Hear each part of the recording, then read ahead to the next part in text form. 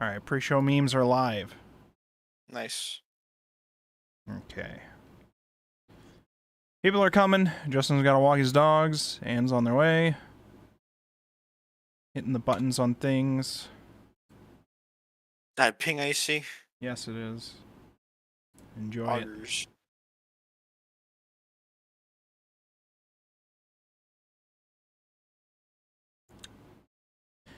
it. Enjoy it. Alright, let me make sure we're live on my things.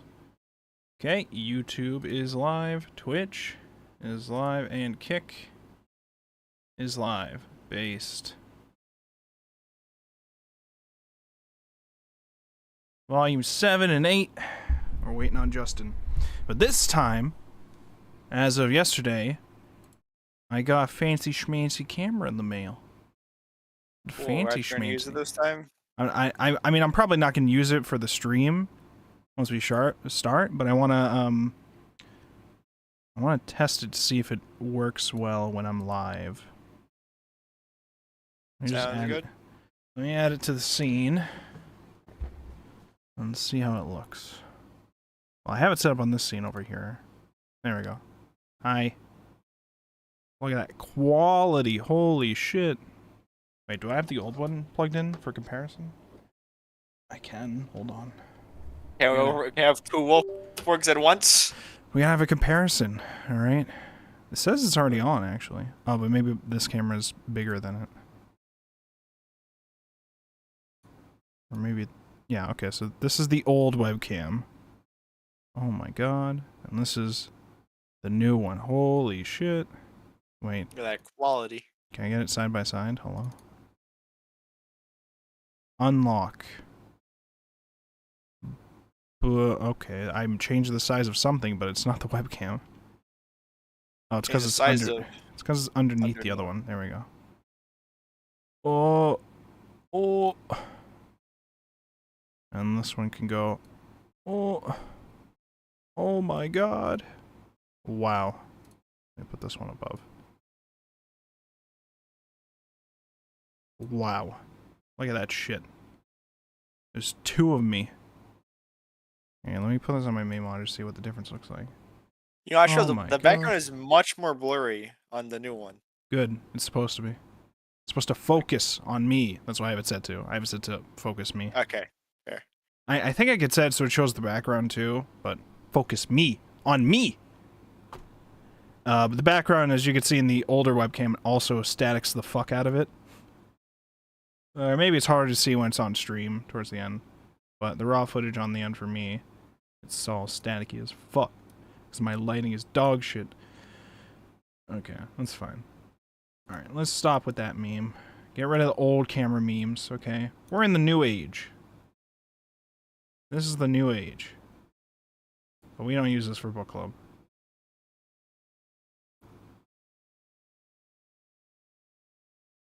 But it's good to know it works.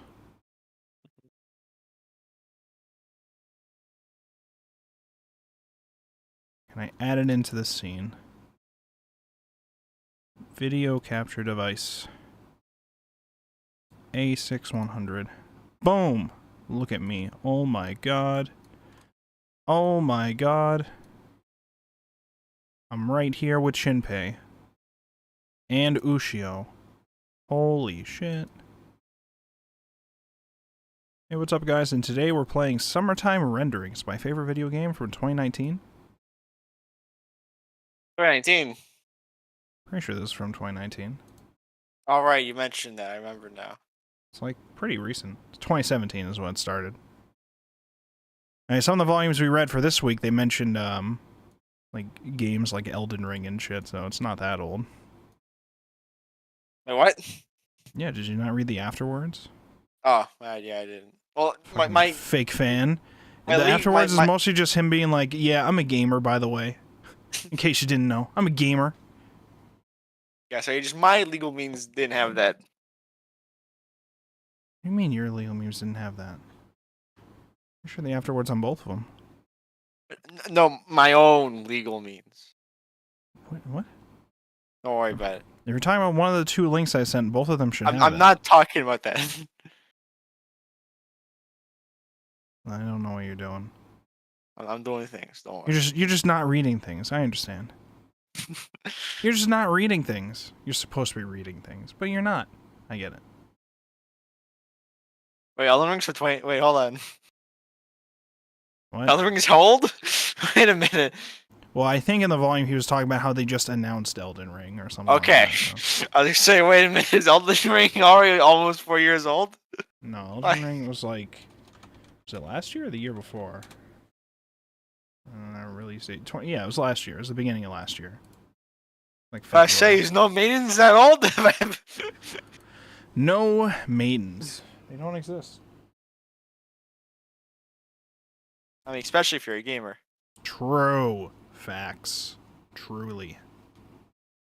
Yeah, especially if you're an accountant. Can you imagine? What's up? Yeah. Can you imagine? No, I can't imagine. Sorry, I'm a programmer. We're not allowed to do that. Fair. And I've accounts, so I'm not allowed to do that. It's called that's called lying, actually. Actually, the government calls it fraud, but you know. Unless the government does it. Then they call it's it classified budgets. Yeah, true, true. Or dark money, is that what the Pentagon calls it? Like, no, like the government doesn't have, the IRS doesn't have the clearance to know what we're doing with this money, so. Oh, yeah, let me make sure I have the images and Who's scent responsible? downloaded. Nobody knows. I have the images anybody? and scent downloaded. I just have to import them in here and resize them. Yeah. Oh god, oh jeez, oh god, oh jeez, their sizes are huge. Was I being What's called your up? voice, Wolfborg? I can't tell Yes, if I'm being called the up. base department is calling you. Well, they might have dropped something. It sounded more like they dropped something. Hold Yeah, on, they dropped their marbles. Well, I'll go check to make sure. I'll be right back.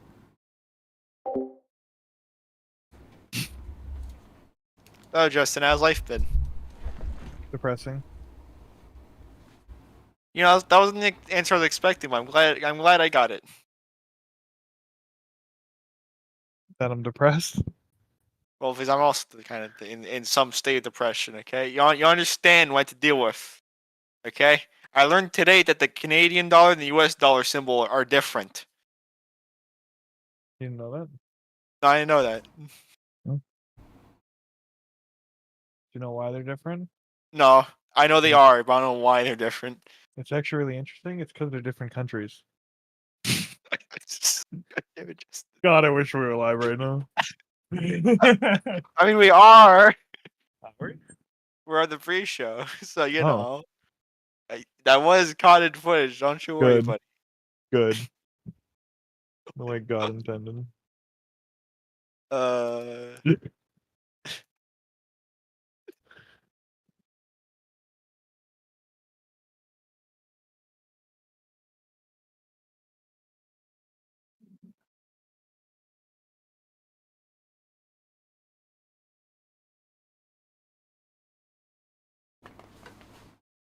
Also, I learned that one of my professors did a goof.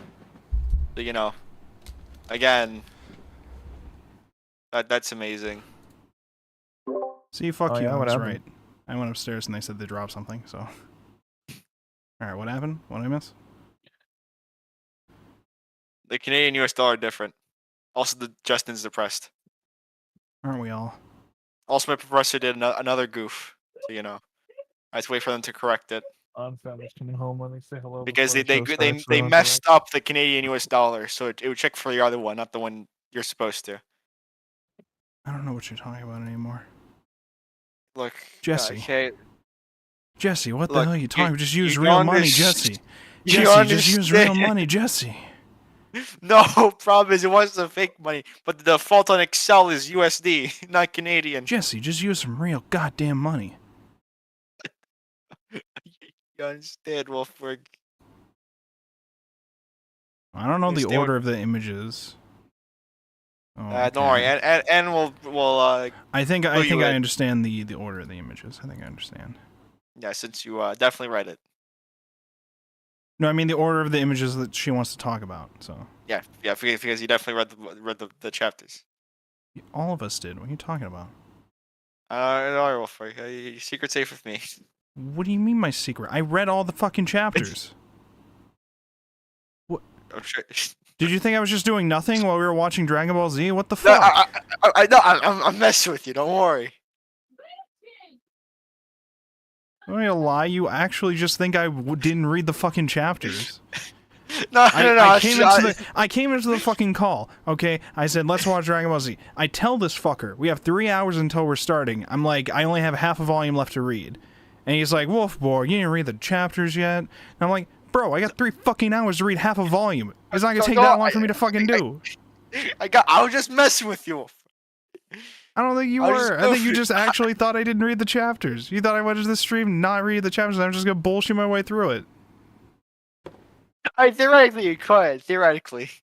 I could just because I'm that good. But that's me, alright? Nobody else could pull that off.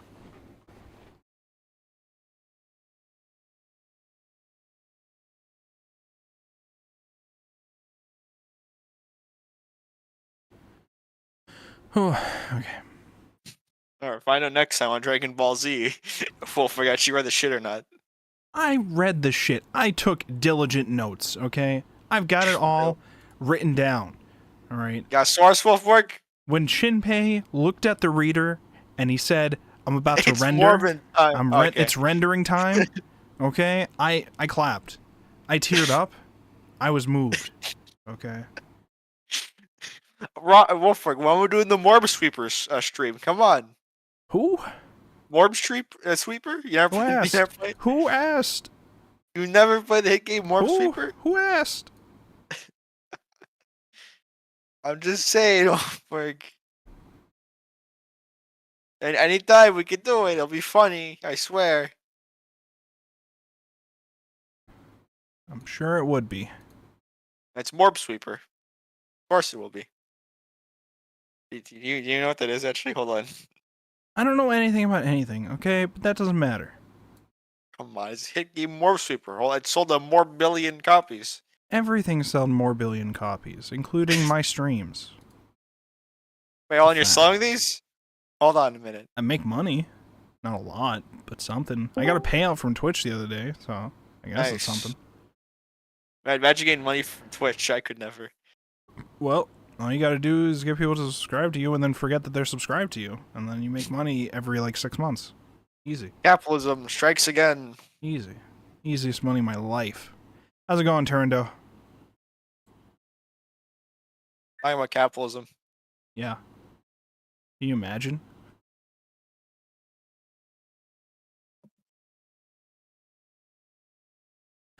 Okay, oh, little lasagna in the chat already. Holy cow, starting early. Yeah, we got the pre-show going on here. We're going to be starting at, in a few minutes, actually. We're waiting on Anne. Anne is going to be here, so we're just going to wait a couple minutes.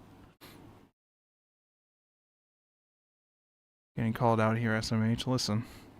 Imagine not reading the chapters couldn't be me. I read Did everything. someone not read the chapters? I read all the chapters of every manga ever. Talk One Piece? Psh, easy. One Piece. I read it like 3 times. 3 times over. In like a weekend. It was nothing. I know. I can tell you. Quiz me on anything One Piece. I know the answer. I know it. What episode of... Oh, no, you I said I read the manga. Okay, you can't ask me about episodes when I said I read the manga. In what You can't do that. episode did Rick What did I just turn... say? I What don't give a shit chapter about of the your Rick manga and Morty did Rick views. turn into a pickle? Uh, Oh, look, one sec. oh my god, he's actually gonna show off his fucking... Now you gotta make me show off my stream. On the stream? Wait, how do I show it on the stream? Wait. Hold on, give me a second. Oh, it's Give me blurred. a second. Why is your camera blurring it? I don't know. What? Your camera's blurring it. Wait, what? Oh, there he goes. He turned off the blur. Pickle Rick. Why? Why did you actually order this? Who hurt you? It was on clearance. Okay. I wonder That's why. a little more reasonable. I wonder Only why. a little bit. Mr. White, what is this? It was the exact size and thing I was looking for. It just happened to have... What chapter did Napalm Man show up in One Piece, Wolfborg? 2. Okay. See? Destroyed. Destroyed. He can't refute it, because he hasn't read it. So easy. I What know it. chapter does Luffy finally defeat capitalism? 38. Get fucked. Finally on 30. Yeah, there's no capitalism after that. Yeah, you didn't know that? They- Yeah, of course you didn't, because you haven't read One Piece, so you wouldn't know. Yeah, I'm Right, out of ideas. I knocked it over and shattered it already. I Wait, believe did you it. actually? Yeah. Believe it? Wait, what? Did you actually just break Yeah. it? Yeah. Well, we got to see it before you did, so. Get good Outlook. shed. Well, do you gotta, Spotify. did you gotta go some clean sort it of up now, or? something. Well, did he just leave to go clean it up now? What? I think he just. BlueStack. Libre. What are you I talking can't about? What? believe I broke it already. Do you have to go clean it up now? No, I'm cleaning up the water once I come here. He actually just showed it off and then broke it. I took 20 minutes to Dang clean it, it and then Chad. broke it before I hit it. Red, That was awesome. orange, Z logo. Film clip. What are you saying, Turndo? I don't know what you're saying. Oh shoot, my microphone's on. Yeah. Yo, Good. Wall, we leaking information? You've been mumbling stuff. I haven't been able to understand it. So. Yeah, Wait, what was the chat. last 4 year social again? What's social security number? 69? Okay, got it. It's 2. That's my number. I can't Sorry. believe I broke it already. I was observing the stream and looking at some of the icons, I guess. The icons. Oh, okay. Those things. I see. I see. Icons. The like icons Uh, underneath. I'm assuming.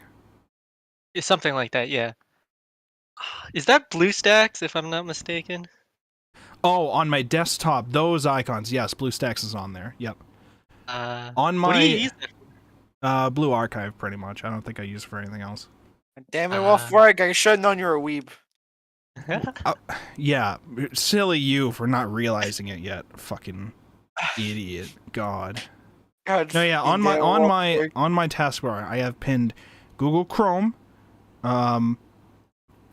Windows Explorer, the like file thing. Yeah, whatever. Notepad, Task Manager. You mean File Explorer? What the fuck? Windows Explorer? Doesn't Wait a fucking minute, matter. the- It doesn't the fuck. Did default- you not hear me just say I don't remember what the fuck it's called? Get the fuck out of here. Get out of here. Okay. All right. Then we have Sublime Text 3. All right. That's better okay, Notepad. text editor. Okay. That's the programmer Notepad. All right. I'm sorry. That's not the programmer Notepad. That's like before the actual programmer Notepad. Okay. Then we have Volume Mixer. Okay. Hi Ann. How's it going? Then after that we have Steam, and then we have Spotify, and then we have Outlook, which I only use for work emails. I fucking hate I hate Outlook. So but many. because it's my taskbar. What do you mean? These are programs I always use. Like always. What do you mean? And then I have Discord. And then I have Git Bash, which I use for most of my programming memes. And then GitHub for desktop. And then OBS, Taiga, which I use for my anime tracking. Very great program. Highly recommend. Visual Studio Code, the actual programmer Notepad. Okay, right there. And then something called Cisco AnyConnect. It's like something I have to use for my work VPN. FileZilla, which I also have to use for work. What's what? We Say got that again? fucking chat cam. Yeah, I just wanted to test out my the new camera I got. I'm probably not going to leave it on for the It whole looks stream. I don't know yet. awesome. I hope so for the money I Can't spent on. believe it didn't last a week or like 3 days. Yeah, oh yeah, and you just missed it. Justin You showed want off. to see the aftermath? Justin just showed off his fucking pickle Rick I bong he bought ordered. a bong for me, What the? and I broke Yeah. it. He I showed on it off stream on and then stream. broke it 30 seconds later. That's Wait, so let me pull the funny. camera back up to show I'm not memeing. Hey, he broke it already. Guys, I shattered the female connector.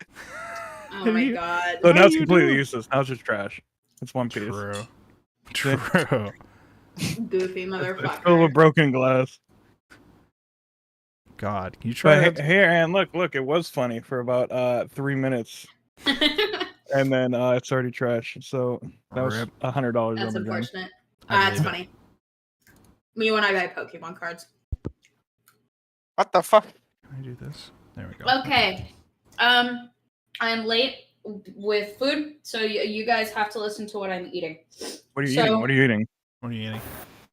For Andy's and snack night, I have some leftover cut up apple bits from a dinner that I didn't finish the other night, kept in the refrigerator so they're nice and cold. and some strawberries that I was keeping in a container because they fell out of the container and into the bottom of the grocery bag, and my roommate refused to eat them, so I just kept them and washed them, and I'm eating those. And then I have my favorite mac and cheese in the whole fucking world. It's the Panera Bread mac and cheese. They sell like little serving cups, and the usual fries that I go to hasn't had them for a while, but they finally had them this time. And my roommate had to convince me to not buy their entire stock because I love these things so much. And it's what I had easily available, considering the fact that I was like hella late. Based. W mac and cheese. W. It's so good, dude. Little lasagna in chat. I literally couldn't imagine using Visual Studio instead of the Atom text editor. Bro, Visual Studio Code? So, It didn't Atom get phased out? Because that's what I used to use, and now I can't. I think I tried using Atom once, and I was like, what the fuck is this shit? And I never used it again. Visual Studio Code has been life-changing for me. I think I didn't like... There was another one that was Visual Studio something else that I didn't like, but Visual Studio Code is based. It's great. It's amazing. I use it every single day for my programming work. My ad blocker's been updated. Crazy. But of course you don't run the ad blocker when you're watching my content, right? Nobody would do that, right? Uh-huh. Right? Nobody would ever block my ads. I block all your ads. I'm pretty sure if you're like, well, on some of these, I think it depends. If you're like a paid subscriber, like on Twitch, I don't think it shows you ads, does it? No, it doesn't. No, No. it doesn't. But I would be blocking And them also- if I remember just cancel my sub. Ad blocker doesn't work. On Twitch, probably not. Yeah, because I think it like puts it directly into the stream or whatever. But stuff like YouTube, Did I they think, figure it that still shit works. Yeah, to where like you can't. I think sometimes it'll quote unquote block the ad, but you're not seeing anything while it's blocking the ad. You just see a message saying the content has, for some reason couldn't load, and then you're just stuck staring at that message until the ad period is done. So something like that. I've had that happen before. Let me turn off this. All right, are we ready to go, everybody? Yes. All right, let me... So I have... You sent me 4 images you wanted me to have ready, right, Ann? Ann is muted. Yes. Hi. Okay. Sorry, I'm having audio issues. Oh, jeez. Fix it. Make it make sense. I'm trying. I think there's something wrong with my headphone cord. My poor cable management is finally catching up to me. Anyway, yes, I had 4 images. Let me pull up my notes. Do we want to go over those first or in Well, order of the plot? I haven't technically started this yet. We can go on like a quick summary of like events that happened first, and then we can go over each of the things that you sent me. Let me just turn off the pre-show and we'll officially begin. So we're all ready to go, right? Yep. Yeah. All right, let's get going. Okay, welcome everybody to another exciting week of the Anime Book Club here on my channel. I am the host, Wolfborg, Chaplain. I go by many names. Don't call me a furry, though, because I'm not a furry. Just because I have Wolf in the name, it doesn't mean I'm a Yes. furry. We've been over this Can't before. verify. I will destroy all of you. I've seen his furry stash that he keeps in his homework folder. You've seen nothing. Why would I have a homework folder? I haven't been in college for years. Okay. All right. Listen, I am the host. It's very past the Visual Studio Code. I project. make amazing content. None of it is furry content, okay? It's all anime shit. And that's what we're here for today. We're here to talk about anime content. Specifically, we're here to talk about a manga called Summertime Rendering, more specifically, volumes 7 and 8. So this is about our 4th week now, I believe, if the math works out, of us talking about this series. Here, we have our usual guests that we've had for this series. We have Justin. What's up? How you doing? We have Justin, who showed off his pickle Rick bong right before the stream and then immediately broke it afterwards. It was What are pretty you talking base. about like that? I got it yesterday. Its ship's broken. Oh, yeah, definitely. That's why we're going to tell Amazon or whatever, right? So, base. And then we have Nyan Bacon. We have 4K evidence on Twitch, which is owned by Amazon. True. I'd like to mention that. True. And then we have Nyan Bacon. Ayo! So happy to be here. I had to miss last week because I was getting a tattoo, but I'm here now. Nice. Yay. Well, we'll make sure to get any important things that you wanted to mention from last week towards the beginning before we start the new stuff. But before that, let's continue on. Next, we have Shadow Man. Hi. Based. I do Twitch things occasionally. What kind of Twitch things? We're about to do BN2 like right after this stream, so there's that. BN2 stands for Battle Network, I'm assuming, right?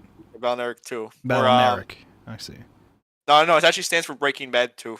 Oh god damn it. I don't think any of that had an N in it. Don't worry about it. True. Oh my God, True. no, sorry. And then we have Turando. Hello. I'd like to read. Based. That's all you Yeah! need. And like I said, this week we're talking about Volume 7 and 8 of Summertime Rendering. But before we get into that, Anne, who was not here last week, do you have anything you want to mention about the last 2 volumes before this? I don't think so. I know that probably not everybody in the chat is in the Discord server because they talked about it last week. I read volume 4, 5, 6. Fuck. 5, 6, 7, and 8. I read it all in one go. Right. So I was talking about it a little bit in Chap's Discord server. I am so annoyed sometimes at the accent. I don't remember what the accent Yes. is called. It was really prevalent in the ones from last week. How much it threw me off. That and the fight was so fucking hard to follow. Yeah, in that underground area, I was like, the setting for this underground, like, sort of kind of tunnel, like, half sea weirdness, I'm like, it's pretty cool. I can't tell what the fuck's going on with these fights in this area. So, well, the frame that I took a screenshot of, I actually don't remember which volume it was, but it was the picture of Shiori. It was a single page. It was a picture of Shiori when she was standing amongst all of the like deep water like barnacles and stuff that had managed to appear in the cave. And I thought that was really cool. Like it looked super awesome and all of the details that the artist put into it.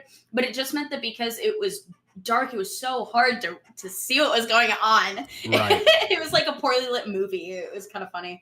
Yeah, one of the things I want to compare, the fights from those volumes where it's that dark underground area, and then some of the fights in one of the volumes from this week where it's in like a school setting, is more well lit or whatever. It's so much different, and I really enjoyed the fights in these volumes a lot more because of it, I think. The other thing you mentioned about the accents, it is getting pretty bad because it's to the point now where we're seeing fucking Shinpei have this accent in his fucking thoughts, and it's really annoying. Like, why? Yeah. These are your thoughts, bro. Okay, here's my problem though. When I read it, I'll notice it, but then afterwards, I'll just forget the accents happened for some reason. I'm not sure why. Me too. Like I won't think about it Yeah. afterwards, but when I'm reading it, it totally takes me out of the story sometimes.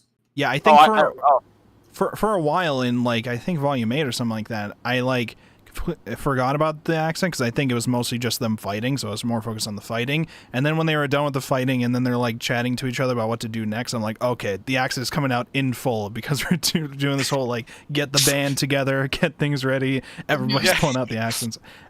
Man, you gaslit yourself momentarily. The So- accents didn't exist. So I don't know, the decisions we've made, I thought maybe, as we go on with the series, I would get used to the accents, but with the nature of how they've decided to translate these accents, it's I don't think I'm ever gonna wire my brain to get used to it. It's Look, just gonna I will stand say, out. Again, another thing that I sent in the Discord, I really liked when he did uniform. I thought that was like so cute. That was so funny. Oh my god. Little Lasagna says the accent is hilarious. I love it. Listen, at least somebody does. Okay. In fact, now in my head, I'm Okay. imagining all the characters, and they're doing the voice either Komo-san or Komajiro, and now I don't feel right. So yeah, so that's accent stuff, especially in the last couple of volumes. It's been something that we've been noticing, especially in these more serious moments. I think I was more fine with it at the beginning when it's just like them casually talking to each other when they're walking around the city, or in like intense fights and stuff. They're going, "Yeah, okay? Yeah, okay, Jess." You're okay. I'm like, oh my Jesse. god, Jesse. Well, so again, it's something that I mentioned in the Discord. I think that it's really interesting, and this actually was touched on earlier when Ryunosuke was going into the house the first time, and he had to correct his accent. But there's a shift in both Hizuru and Ryunosuke that you can notice through as the manga goes on. So in the beginning, I think Shinpei and Hizuru, both of them, they both have that like Tokyo accent. They don't really have like, I don't want to say Southern slur, but like they don't have the accent to their dialogue bubbles, and it's become more prevalent as the manga goes on. Now, I don't know if that was intentional from the original artist. I don't know if that was intentional on the side of the writers, or translators. But I think that it's really interesting to like watch, especially for Hizuru, because her big thing was the fact that she didn't want to come back to the island. So it's sort of like she's going back to her roots. I almost wonder if maybe that might result in her staying on the island at the end, assuming that she survives. But yeah, that was just another thing that I commented on. Yeah, I mean, I haven't been, I think, because like there's a few characters I definitely noticed the accent with, you know, like Shinpei, Ushio, Mio, the cop guy, I think sometimes Nezu, but not really. But yeah, Hizuru is one where I'm like, now that you mentioned it, I'm like, I don't think they've ever really used it, have they? I don't know. They started using it more recently, I think, in Volume 8. I see. Yeah. Okay. Yeah. Okay. So moving into, since we're bringing up Hizuru, and their whole situation with Hizuru and Ryunosuke and the backstory with the shadows, that was like a big primary part of Volume 7, which we start Volume 7 at the start of the 5th loop. Hold on, I'm trying to remember exactly towards the beginning, because there's a bit that happens, and then Shinpei dies, and then we see a flashback. We don't start a loop yet, we start a flashback. He starts a 5th loop. He immediately convinces Hizuru and Nezu to help Ushio, because Shadow Ushio just kind of appears next to him, and then they convince them.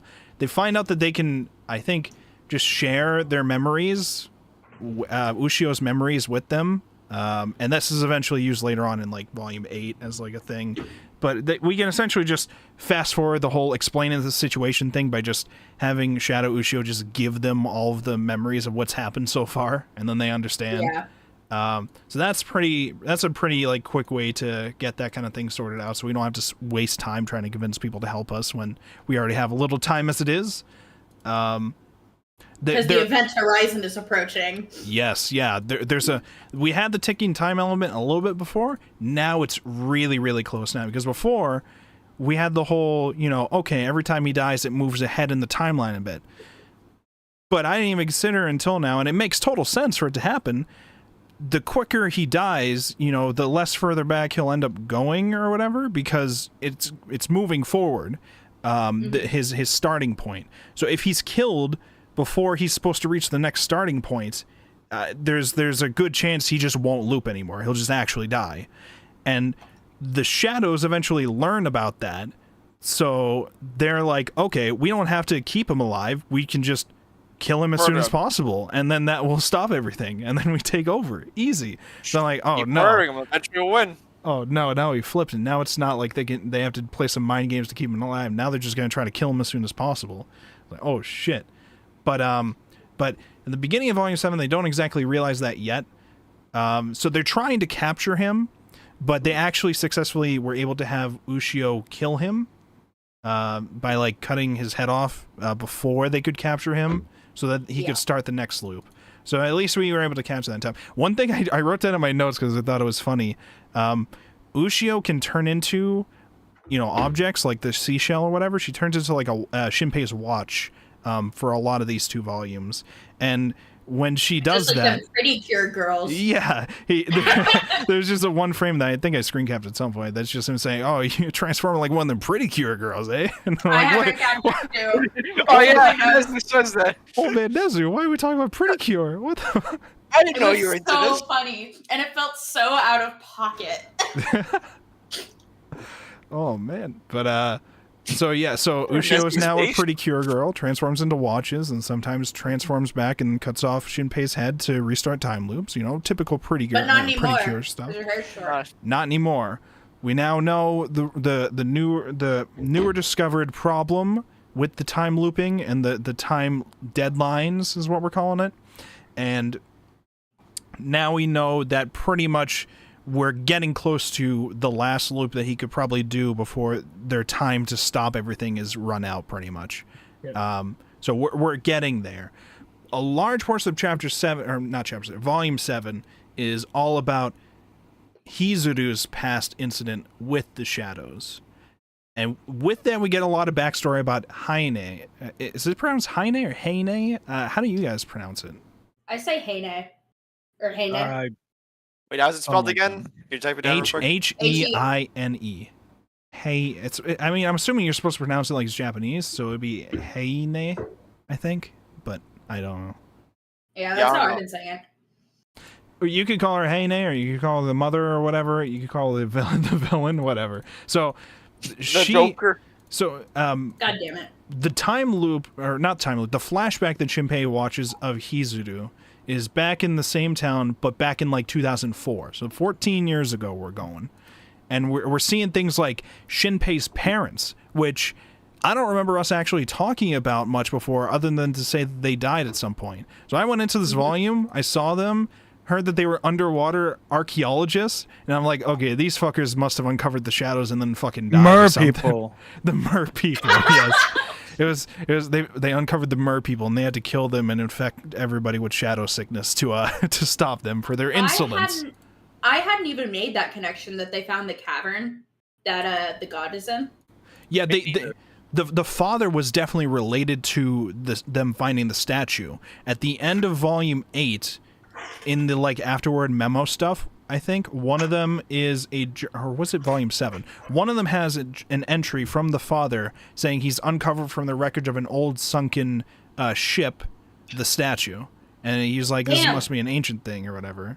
It doesn't say what they did with it afterwards, but he found the statue, the like weird wooden one.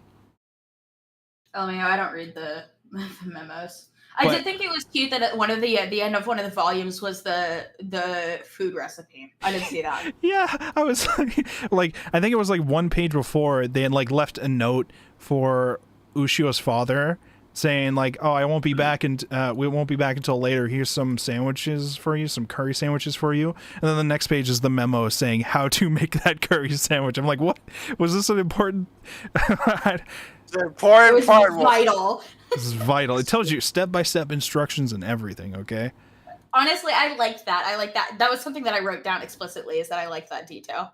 It's a nice little detail where I read that and I'm like, okay, the author has his own recipe and he really wanted to share it because he really thinks it's bomb, okay? And I'm like, all right, that's valid. And you know what? I respect it. Yeah, exactly. Hey, You're Wolf, like a so pretty where's the girl. cooking with Sorry. Wolfborg tree? Where should we make this? Bro, you think I could cook anything that doesn't require a microwave? What the fuck? What do you want me to do? Wait, hold on. I don't want to Any make grilled actual parts? cheese. I don't want to make Okay, grilled cheese. cheese. Wait, okay. Mac and cheese. Since That's we got to the sorry. Good one. Since Good one. we got to discussing the flashback, I want to bring up one of the images that Yes.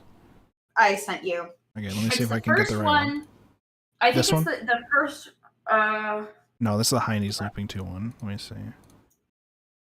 no. That one was separate. that one's for something later. Did you send me all the ones that you meant for me to show then? Because I only Oh have fuck, these did four. I not?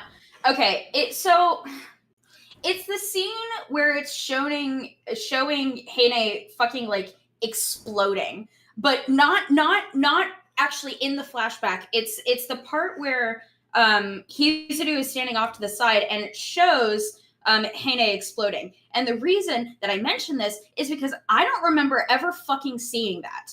It's mentioned here in like this pseudo flashback, but it's not like that explicit panel is not seen before then. And as far as I could tell, it's not brought up again. And obviously that then relates to why the fuck did Heine explode, but that's like a whole separate issue that we get to later. My thing is just like, it shows, I feel like there was purpose in the reason, the way that they showed Heine getting like split in half in this panel. I DM'd it to you, chat. Yep, But I see it. why? What? I don't remember seeing it happen again.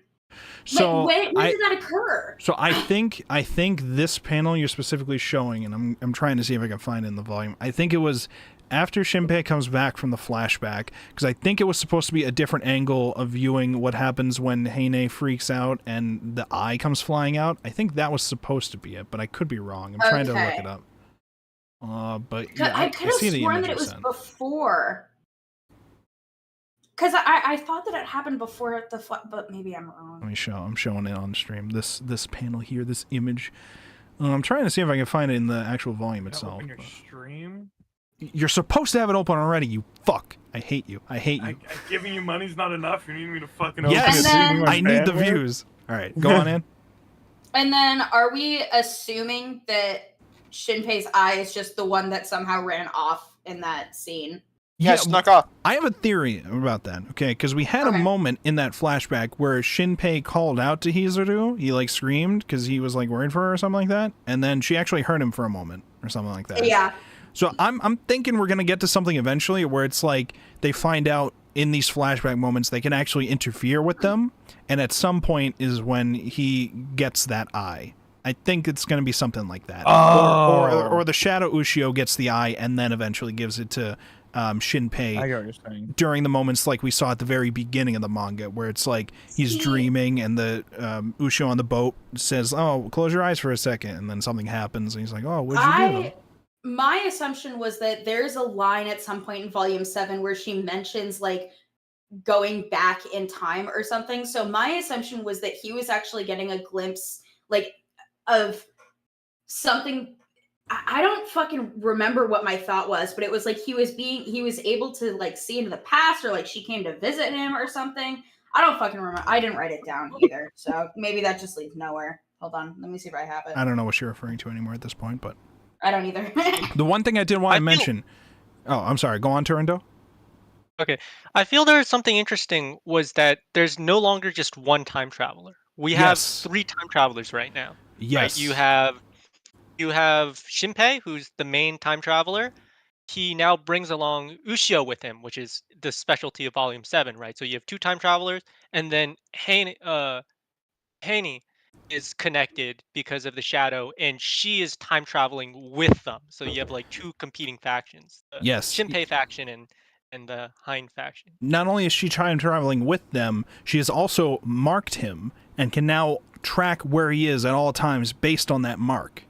And it is actively listening to what's happening, I guess, too, because that's what it seemed like they were doing. But I know at the very least that Heine knows where he is at all times, which is why at the beginning of Volume 7, they go to recreate them attacking the Kobayashi family shadows, and Hizuru gets fucking murdered by a 4-armed shadow guy whose name turns out to be Shide later on. Just destroys her, impales her in the head, or not impales, just crushes her head with the sledgehammer, because they know what they're trying to do, and they've altered the loop by using that information and tracking them down to where they are, which is why we ended up having to do another loop like pretty quickly after starting this one already, which gets us just closer and closer. You know, we talked about like the edge and the deadline or whatever, closer and closer to like them starting to go into the Kobayashi family to like kill them or whatever, which Shinpei knows is going to fail, but now he also knows that Heine is going to know whatever they're trying to do next. So it gets a lot more complicated with what they're supposed to do with that. Once you add just multiple... I thought it was already going to be pretty interesting if we had just a Shadow Shinpei be the bad guy, because we already know Shinpei himself is smart, so if a Shadow Shinpei is the bad guy, he's going to be equally as smart, and that was going to be crazy. But we didn't exactly get that. I don't think we've ever seen him again past that, actually. But at the very least, we're getting, you know, Heine with the time travel powers, and is very smart with how to utilize them for their situation. Track them through the loops, and once they figured out that his starting point keeps moving forward, then they realize we don't have to capture him, we just have to kill him as fast as possible, and then if we do it at the right time, he'll just be done, and then we can take over. But we do also have a 4th time traveler, slightly, in the form of Ryunosuke, who can see a little bit into the future. 2 seconds about. Yeah, he can see 2 seconds into the future, and he can use that to his advantage to fight better. But I think Four Eyes at certain points learned that Heine told him that he could do that. So now Four Eyes just tries to like outsmart that by like putting them in circumstances where they could shoot somebody else unless Rinosuke blocks it. So they're trying to get them with those kind of moves, which we do a couple times, I think. So just so we're keeping score, right? Yep.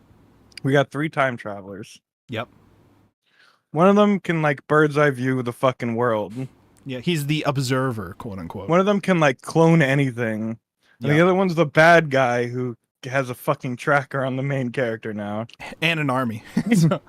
On top of that, we have a character that can see 2 seconds into the future. Yeah. And the main villain's aware of all of this and seemingly somehow calculating it. And that form is apparently invincible or something, or seems mostly invincible. The forearm's got something weird going on. There's somebody inside of... He's not like just a full shadow form, they found out towards the end of Volume 8. There's somebody inside of him.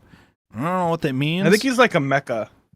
He's like an Attack on Titan kind of mecha body. I think he like mecha'd himself as a shadow. And that's why he's so strong, but his like, nape is whatever's on the inside there, His nape. we have to bust out the Attack on Titan gear and go after his neck. Everyone was wrong. Attack on Titan straight up went mecha, okay? But we're not gonna go on that rant right now. We don't need to go on Attack on Titan rants ever. And I know the exact line it is, and just for reference, it's the exact line is when they started popping out of the back to have conversations, then popping back into the Titans. That's when it became a mecha. That's when it became a mecha. Listen, they're just flesh mechas. It's fine. It's fine. Anyway, shadow mechas would be quite a dynamic. I mean, I don't know if you would describe Ryunosuke's situation with Hizuru's body as kind of like a shadowy mecha. A flesh mecha, would you say? Whereas like he's the reverse, where he's a shadow inside of a human mecha body, because he's able to utilize his full on shadow strength, but it does actually physically hurt Hizuru's body whenever he does it. So, they mention at a certain point, Hizuru mentions that her brother could go full power if he wanted to, but it would destroy her body pretty much, so he doesn't. He like kind of holds back or whatever. So I mean, I still really, really like Hizuru's character and what's going on with them, I guess, but I feel like at this point there's a little bit less about her now, and it's more about Ryunosuke, but like also talking about Ryunosuke when he's not there or something like that. He is sort of there, but he's not really there. I don't know. It just feels kind of distant to me whenever we talk about Ryunosuke, I guess. What is Ryunosuke? So the implication I understood is that Ryunosuke, Heine ate the actual Ryunosuke, and once they started to actually eat human bodies, I guess. I don't know if they were previously. I figured it out. So there was a line at a certain point where they said Ryunosuke, his data bounced off Heine and into Hizuru. I'm assuming during the process of erasing him, the data, went flying and went into Hizuru as opposed to Heine. How that works, I'm not entirely sure, but apparently it did in that case. What the fuck happening? I think What? I know. Why did her eye pop out? What happened? What? I don't know. What was going on? It seemed like something like Heine freaking out and like just throwing data everywhere, and one part of the data was the eye, but I'm not entirely sure. There was a lot that happened there, and it was really just trying to be like, this is an incident that happened to set up things in the future, such as the eye going missing for Heine and Hizuru having 2 people inside her. I don't know. What you're saying is the eye's messed up because it's a corrupted file. Something like that, I guess. I guess that would make sense. Maybe. That's That what I think makes Ryosuke sense. kind of is. I kind of expected the past incident. Oh. What? So, like- What Justin was saying about the Ryunosuke, like his abilities being a little fucked up, and like the 2-second thing because he's also corrupted or like rejected data. Oh yeah. Yeah. Yeah, that would make a lot of sense, I think. If it was out of sync, quote unquote, that was their words when they said he's out of sync. Yeah. It's probably has to deal with during that process. We corrupting learned it. more information in Volume 8. what I think was going on with Ryunosuke, now that I'm thinking about it, is so we learned that like the mother's the only one who like births shadows, but the shadows she births can't birth shadows themselves. Yes. So I think she was trying to birth a new Ryunosuke, and then had a moment or like a corruption or something happened. Instead of birthing a new Ryunosuke, she just kind of inserted that data into the person in front of her. Yeah, that would make sense. Like, so she can make as many as those as she wants. So she was trying to make another one at that point, and during that process, it just kind of got lost because because Hizuru saw her do it. Maybe she was trying to do it stealthily, replace her brother, and then like she got caught and she freaked out. Or maybe she just like lost control of her hunger and killed him, and then like realized afterwards, and that. Oh, she like tried to panic replace him, and then that's when she walked in. That's true, yeah, because that's probably it. She was like trying to be friends with Hizuru back in that past. It seemed like Hizuru had a couple friends, but she also seemed sort of like a loner still somehow. And she was slowly making friends with Haine, as like this lonely girl in this clinic for some reason, just because Hizuru's nature is just to like interesting weird things, I guess. So they're like slowly becoming friends, and she knows like they're friends and know that she's a shadow and everything, because like I think they're even talking about it, and it seemed like Hizuru knew that Haine at that time was a shadow, but they were still trying to be friends. But she didn't realize that Haine would go crazy and eat her brother, and then that kind of changes things. But yeah, Haine is like, Hizuru would bring snacks for Haine, and obviously they can't live on that forever, I guess. Although they mentioned in Volume 8 in like the afterward interview with Shadow Mio, they mention more details about some of that stuff. They eat data is what they specifically eat. They don't necessarily have to eat humans. In fact, they even say typically eating just humans alone would starve you still, which is why for Haine, she has to have blood transfusions as well, which is why most of the time when we see her, she's in like some weird hospital garb or bandages, or has some kind of transfusion thing connected to her in like the cover art and stuff like that. So Anne said, I will be back. I'm like 10 updates behind on Discord right now, so audio is not working. Oh, damn. I didn't realize Discord audio could fuck up that bad. How are you 10 updates behind? Holy shit. All right, so so we know that they can survive just by eating data. So it doesn't necessarily have to be a human body, but we do also know that they have to erase the original. If they're like a copy of something, they have to erase the original within like a week before they start deteriorating.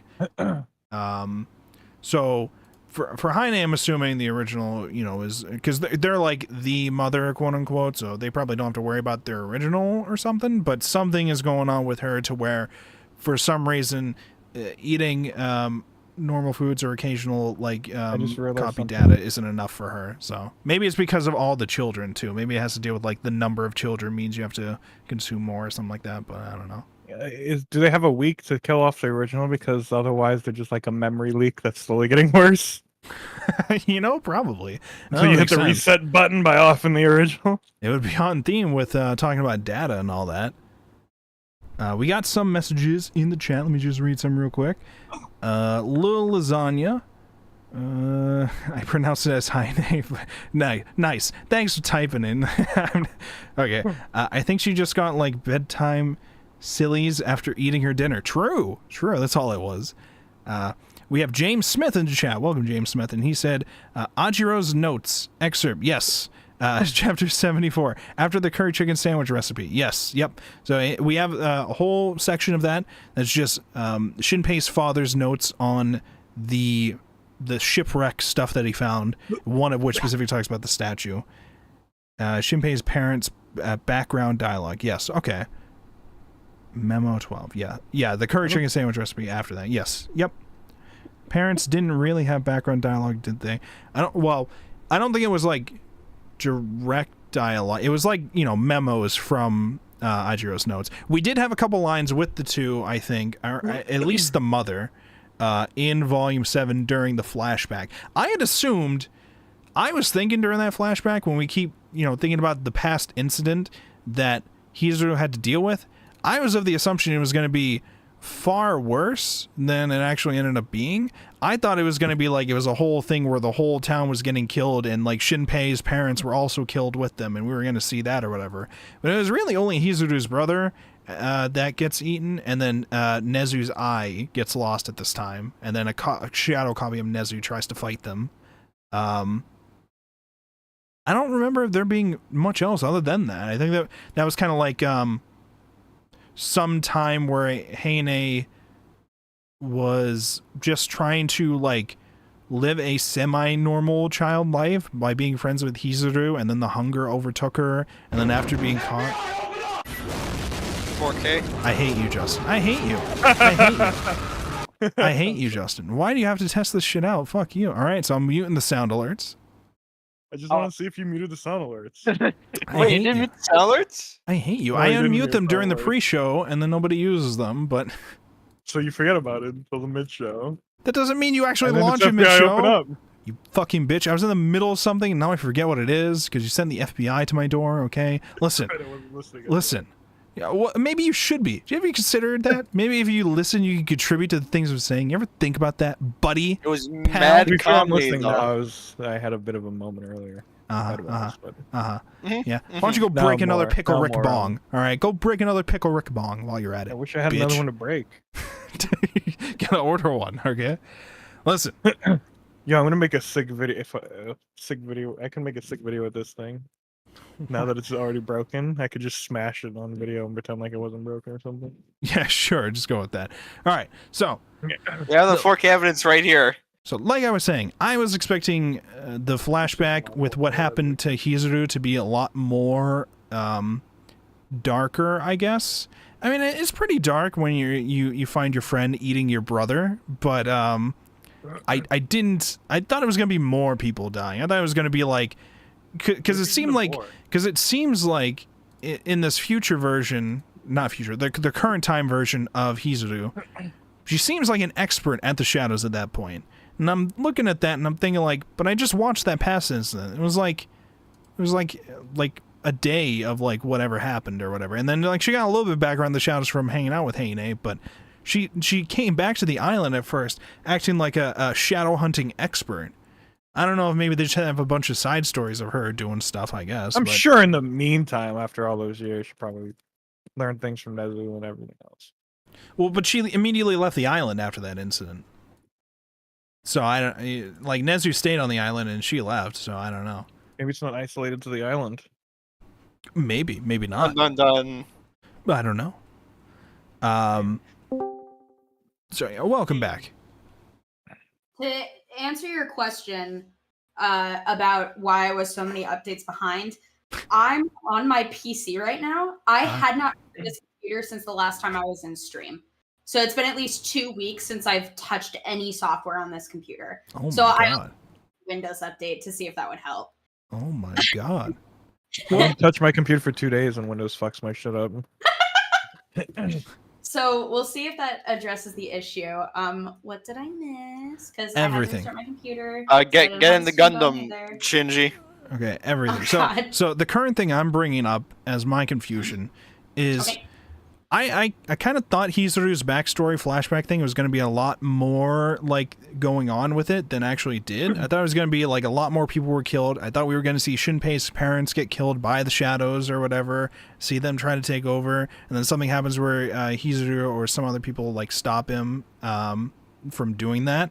But it was really just Heine eats her brother, gets caught eating the brother, old man Nezu loses his eye, and then the situation gets like sort of kind of resolved, and then Hizuru just leaves the island. And I look at that and I think back to how Hizuru showed up to the island in the current times and just acted like an expert in shadow hunting, and I'm like, but it seemed like you only had like half a day of fighting these shadows. I don't know. I'm sure more happened at some point. There might have been more incidents outside of this island where shadows have appeared. Well, Maybe, because like and that's why Nezu she knew is, about but- her being a fucking novel and when no one else did and shit, so I'm sure there's more going on. Or They more- definitely stayed in touch, I'm assuming, because they, like when she goes back to the island, they reconnect and they like know all that and everything. So they must have stayed in touch after the incident. But from what I understood, it was the incident happened, and then she left the island, and then even saw Heine on the Oh, island as she wait. was leaving.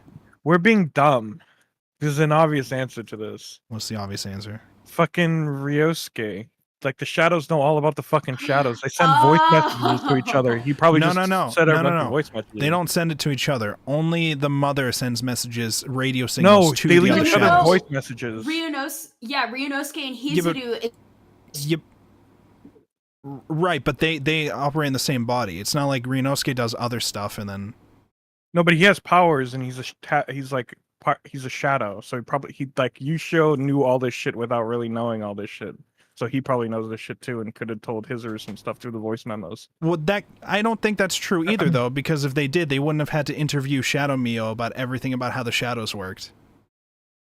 Well, they already knew a bunch. They were asking more information, but Yeah, like the nail they were thing. asking about the communication. We didn't understand the communication part still. I don't know. I don't actually think Shadow Ryunosuke or whatever actually knows. I feel like because he's working with them too. I feel like he's also a defective shadow like Ushio, and probably just doesn't. Yeah, but actually know Ushio also anything. knew stuff before testing it out, so he could probably just naturally know stuff like Ushio did. What things did Ushio know before they tested stuff out, though? Like, she figured out like what a real body was. One's for fighting. Like, I mean, like Ryusuke just from existing. Yeah, but she would've figured figured that something out. Well, yeah, from existing. Like, I'm sure in like 10 years or whatever, Ryusuke would have figured something out by existing by now. Well, no, Oh, I'm also- not- also- that's not what I'm getting at. But okay. Well, Ushio had some really cool powers in these volumes as well, right? She's overpowering Heine. She's what did she do? Yeah, she basically just overpowered Heine. Her transformation powers are really cool in this volume, and it's really cool to see Ushio really take main stage. Yeah, she in a kind of lot these leveled up. fights. Yeah, definitely. You gain enough experience points after all those loops. I'm kind of curious how they're gonna explain how she's so powerful, despite being defective and not the main mother character or She's the one of them great original god. It's because she's one of them pretty-cure girls now. Okay, all powerful. She's too much of a she's a pick-me girl. That's why. Damn. What? So I'm not Also- getting into it. Yeah, so Ushio can also turn shadows into allies. Remember, because she Yes. turned Mio.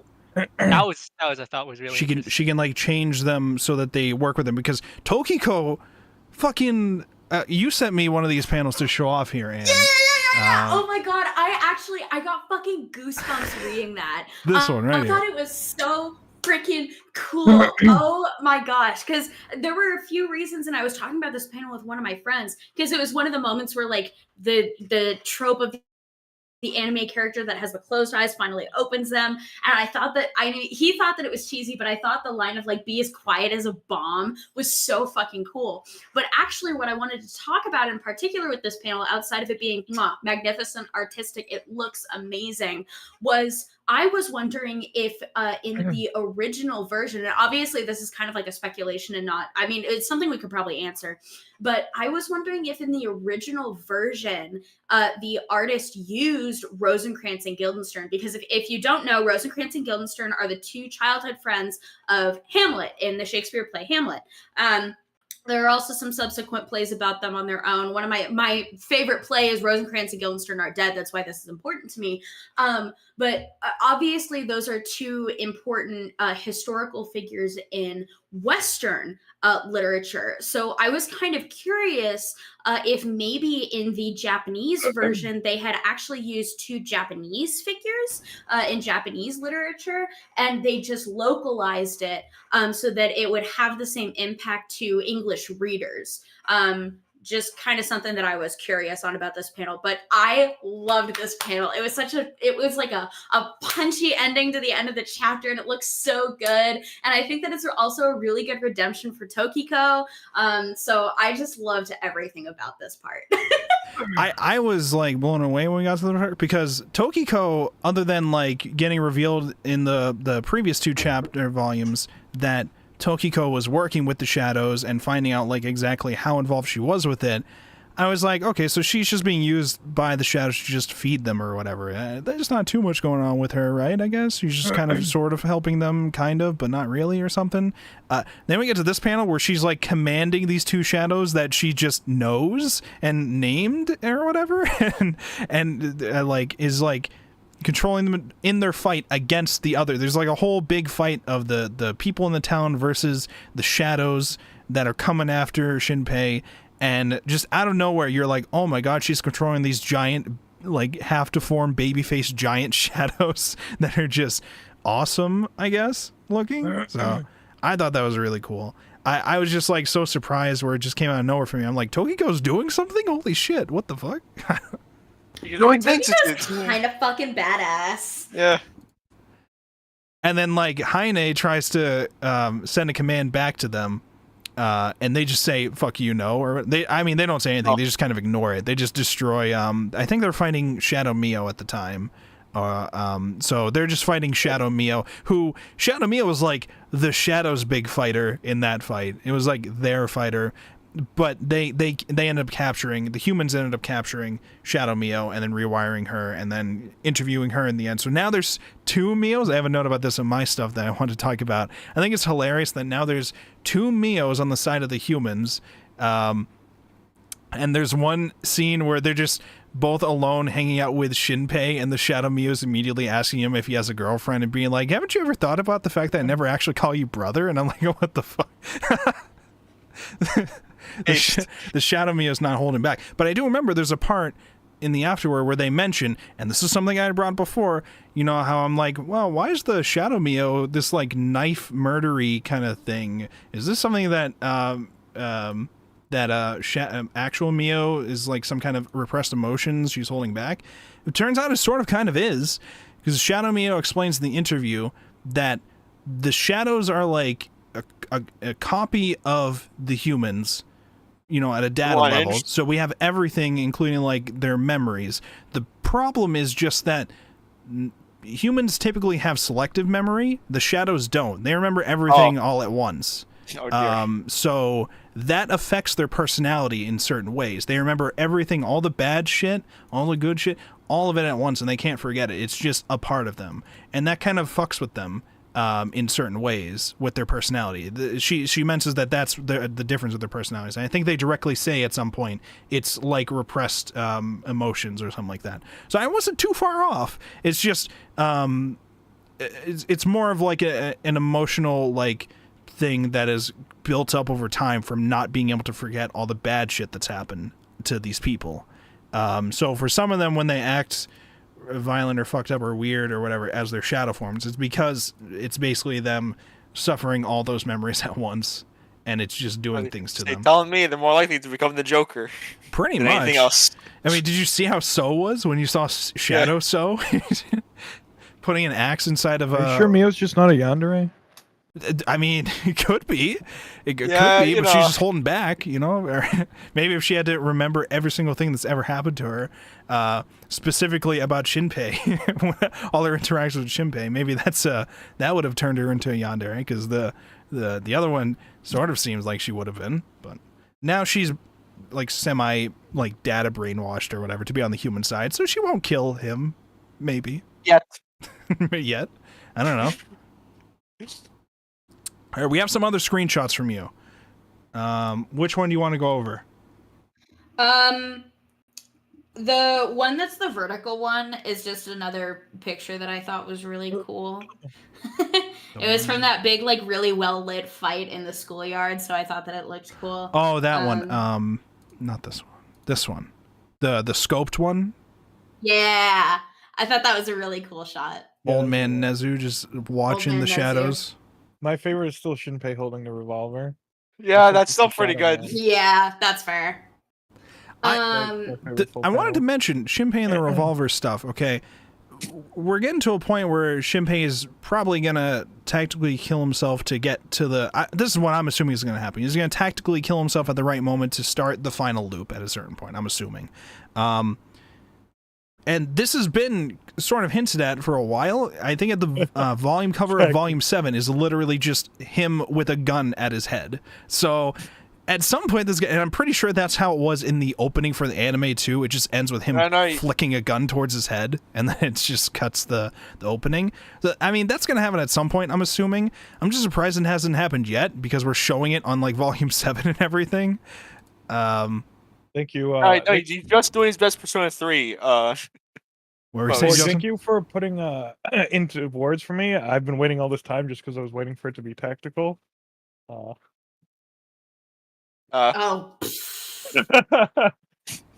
What? I don't understand. I was so Bad joke. that was an awful Okay. joke. I have for the other images again. It was what I was talking about how the artist style has evolved.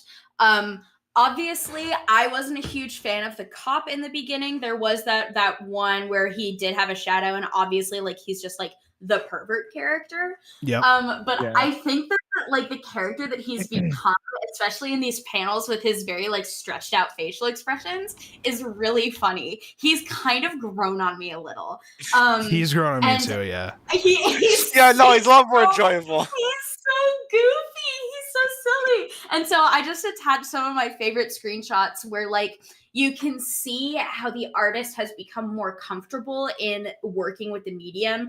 A lot of the previous volumes, you can kind of notice that he's leaning into, I don't want to say realism, but he's leaning into very much taking the manga style very seriously. So whereas in a lot of shoujo and even a little bit of shonen, sometimes you get like the cute little like stylized versions of the characters, like saying like one-offs and all of that stuff, and like the little like crying or like the angry like vein stuff. You aren't getting that a lot in this one, and I can understand if it's a little bit of the genre, but this part makes me think that it might just be that the artist is getting more comfortable because you're getting that very cartoonish look in the sheriff's faces in these particular panels. So I thought that it was just like a really interesting way to see how the artist has gone from that first volume to now. And I also just like how he is. He's so funny. Great. As someone who doesn't know shit about art or anything technical, as like a normie, it felt like from last week to this week that the art evolved even further than it was before. I thought it was good last week too, but it felt like it took another step this week. Yeah. Yeah. So Only improving with every panel. It's always interesting to see if you look at like he's been at the point where we're in, he would have been working on this for like a year, right? I think. Yeah, this started in 2017, and I think at some point he dated one of his afterwards at 2019, maybe. Okay. So Yeah, we mentioned Elden Ring. Yes, he did mention they announced Elden Ring at that time. Oh so. God! So you can actually, obviously, like Justin said, I'm an artist, so I have a trained eye for this kind of stuff. But you can actually see it in any manga that runs long term. One of the mangas that I want us to read, Black Butler, has been going for like years, and so if you hold the old mangas, like the volume 1, volume 2, in comparison to volume 30, you can see the difference and how much the artist has learned in the years of drawing it. So I think that because this was something that was worked on for so long, so you can kind of condense the whole story down into those 13 volumes, you can really see it. It's really palpable. And I think that it was very noticeable in the sheriff's face because it emphasized that cartoonish advantage that you get in drawing versus it being like realism. Yeah, another great example of that is the Berserk mangaka. I forgot his name. I think he started like super young, so you can see like his earlier work of where he's like a fucking child, slowly evolve where he's like in his peak during Berserk. And like I've seen like comparisons that were really interesting, where you can like see him like get better as he goes on. Yeah, you get okay. There's a lot of those, yeah. That where like, especially if they're like long running deals, where you could definitely see. It's just really surprising in the case of this author, where this is like his like first actual series that's not like a one shot, and already in like the 2 years that he's worked on this, it's like a huge jump in quality. And it's astounding too, because we saw in the afterword of one of the volumes last week where he just said his process was basically he draws it all out physically and then just ends up redoing it all digitally anyways for memes. Mood. Me too. Take a chid. He's like, I waste so much paper just doing it physically only for it to be digital in the end anyways. And I'm like, I don't know why I do it like that. Honestly, that's also how I do it. It's part of the process. Yeah, well. Okay, so I have a couple notes on volume 7 since we've moved largely onto the new volume. So one of the things that I wrote down while I was reading it verbatim is, why can Shinpei go back and see conveniently important scenes of important people? This feels like writing and bad writing and plot convenience. Yeah. And even though we've talked a little bit about how the eye works, I honestly still feel that way. So with the Shinpei convenient flashback thing, that one I thought might have been related because briefly before that flashback started, to start him, before he got killed by Ushio to start the next loop, and then they ended up in the flashback, right before that was when he saw Hizuru get her fucking head crushed by the sledgehammer from Four Eyes. So I don't know if maybe that incident in some way was connected to going to the flashback, maybe. I'm trying to think of the past times where it happened. We had one time where it very briefly happened where Shinpei saw the incident that ended up drowning Ushio. I can't remember off the top of my head what had happened previously. What incited that? But if that was also, like, if he had seen something related to Shiori dying maybe prior to starting and seeing that flashback, then maybe it would be related to specific people or deaths that you see before he starts the loop, maybe. This is the only thing I could probably imagine for. It's either that or, just like you said, it's just convenient timing for the plot or whatever. Yeah. But there's definitely also something. It's not just like we're being shown the flashback for memes, because we saw, like I mentioned before, that case where he screamed and it seemed like Hizuru in the past heard him. So it seems like we're also going to end up doing something where he alters the past in some kind of way for somebody. Definitely to get the eye at some point. So it might be something to where it's an accidental ability he also has that he only accidentally triggered there because he just saw Hizuru die. And he learns to control it, and then he's able to actually do it and does it to, like, do some final thing towards the end, maybe. I don't know, but I mean, Heinz also connected to them, right? Because of the time travel, they're both time traveling. Yep. So this could also be like Heinz' background as well, not just his. Like Hizuru is kind of the main character we follow, but this could also still be tied to Heinz because they're all kind of intertwined through the space and time powers. Right. Yep. That's fair. Okay, that was my comment on that. My next thing that I have here is, again, I'm just gonna read this as is. Okay. Heine killed Ryunosuke, human. Ryunosuke's shadow is living inside of Hizuru's human body. Yep. Hizuru can be copied. She doesn't have a shadow form yet. I feel like that was mentioned briefly at some point, that she's technically still in danger, whereas Nezu isn't, because we've seen Nezu's shadow and it got killed. Yes. So my follow-up question was, is Ryunosuke's shadow providing her some level of immunity that allows her to fight without being at risk of being copied? That's my assumption, because I'm assuming because Ryunosuke is within her and you can't copy like another shadow, it seems. Like, especially not one that's already been copied. I'm assuming something about that is preventing it. But also related to that, I did want to bring up at some point, when's the last time we actually copied somebody else now? It's been a while, it feels like. I don't know if we are getting new shadows made. So I'm wondering, so that's what I was going to say, is so much of what has been going on has been focused on Heine's power or lack thereof. Yep. So I have a feeling that her ability to create shadows is being impeded in some way. And I almost wonder if maybe that's what happened with Ryunosuke's shadow. Like you were talking about, just the taste of humans in and of themselves can't satisfy her. So when maybe she didn't have the power, and I don't think she has the power now to create new shadows, that's why all of the ones around them are so fucked up. I feel like they mentioned this. Isn't it she's hungry or something? She's hungry, but the problem is she needs to eat, like, data. And she doesn't have, like, human bodies are, they confirmed before, shadows can exist by eating regular food because they're consuming the data of the food, the taste, the nutrition, all that. They can very technically exist by just eating regular food and stuff, as long as you've actually erased the original properly. You can exist by just eating foods and all that. It's just eventually over time, they traditionally have to, pretend that their body is aging, pretend that they're, so that they can, keep up the facade of them being there. But over time, their ability to copy and mimic humans properly deteriorates, and then eventually they lose their sense of self, and that's how you get the strays. But gotcha. when it comes to Heine's like stuff, Heine specifically when they interviewed Mio, Shadow Mio, she said Heine only consumes humans. Haven't clarified why yet, but they only consume humans, and that's not enough to prevent them from starving. So they have to also have a blood transfusion, which is giving them blood has a lot of human data by itself, and it's just easier if it's through a blood transfusion than, you know, killing a bunch of people to feed Heine. Yeah, you know, direct contact. I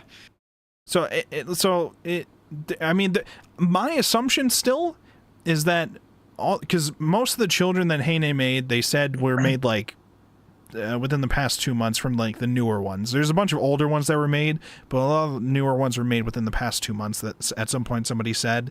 I'm thinking Heine's stuff might be because of the number of children and grandchildren or whatever that are all connected.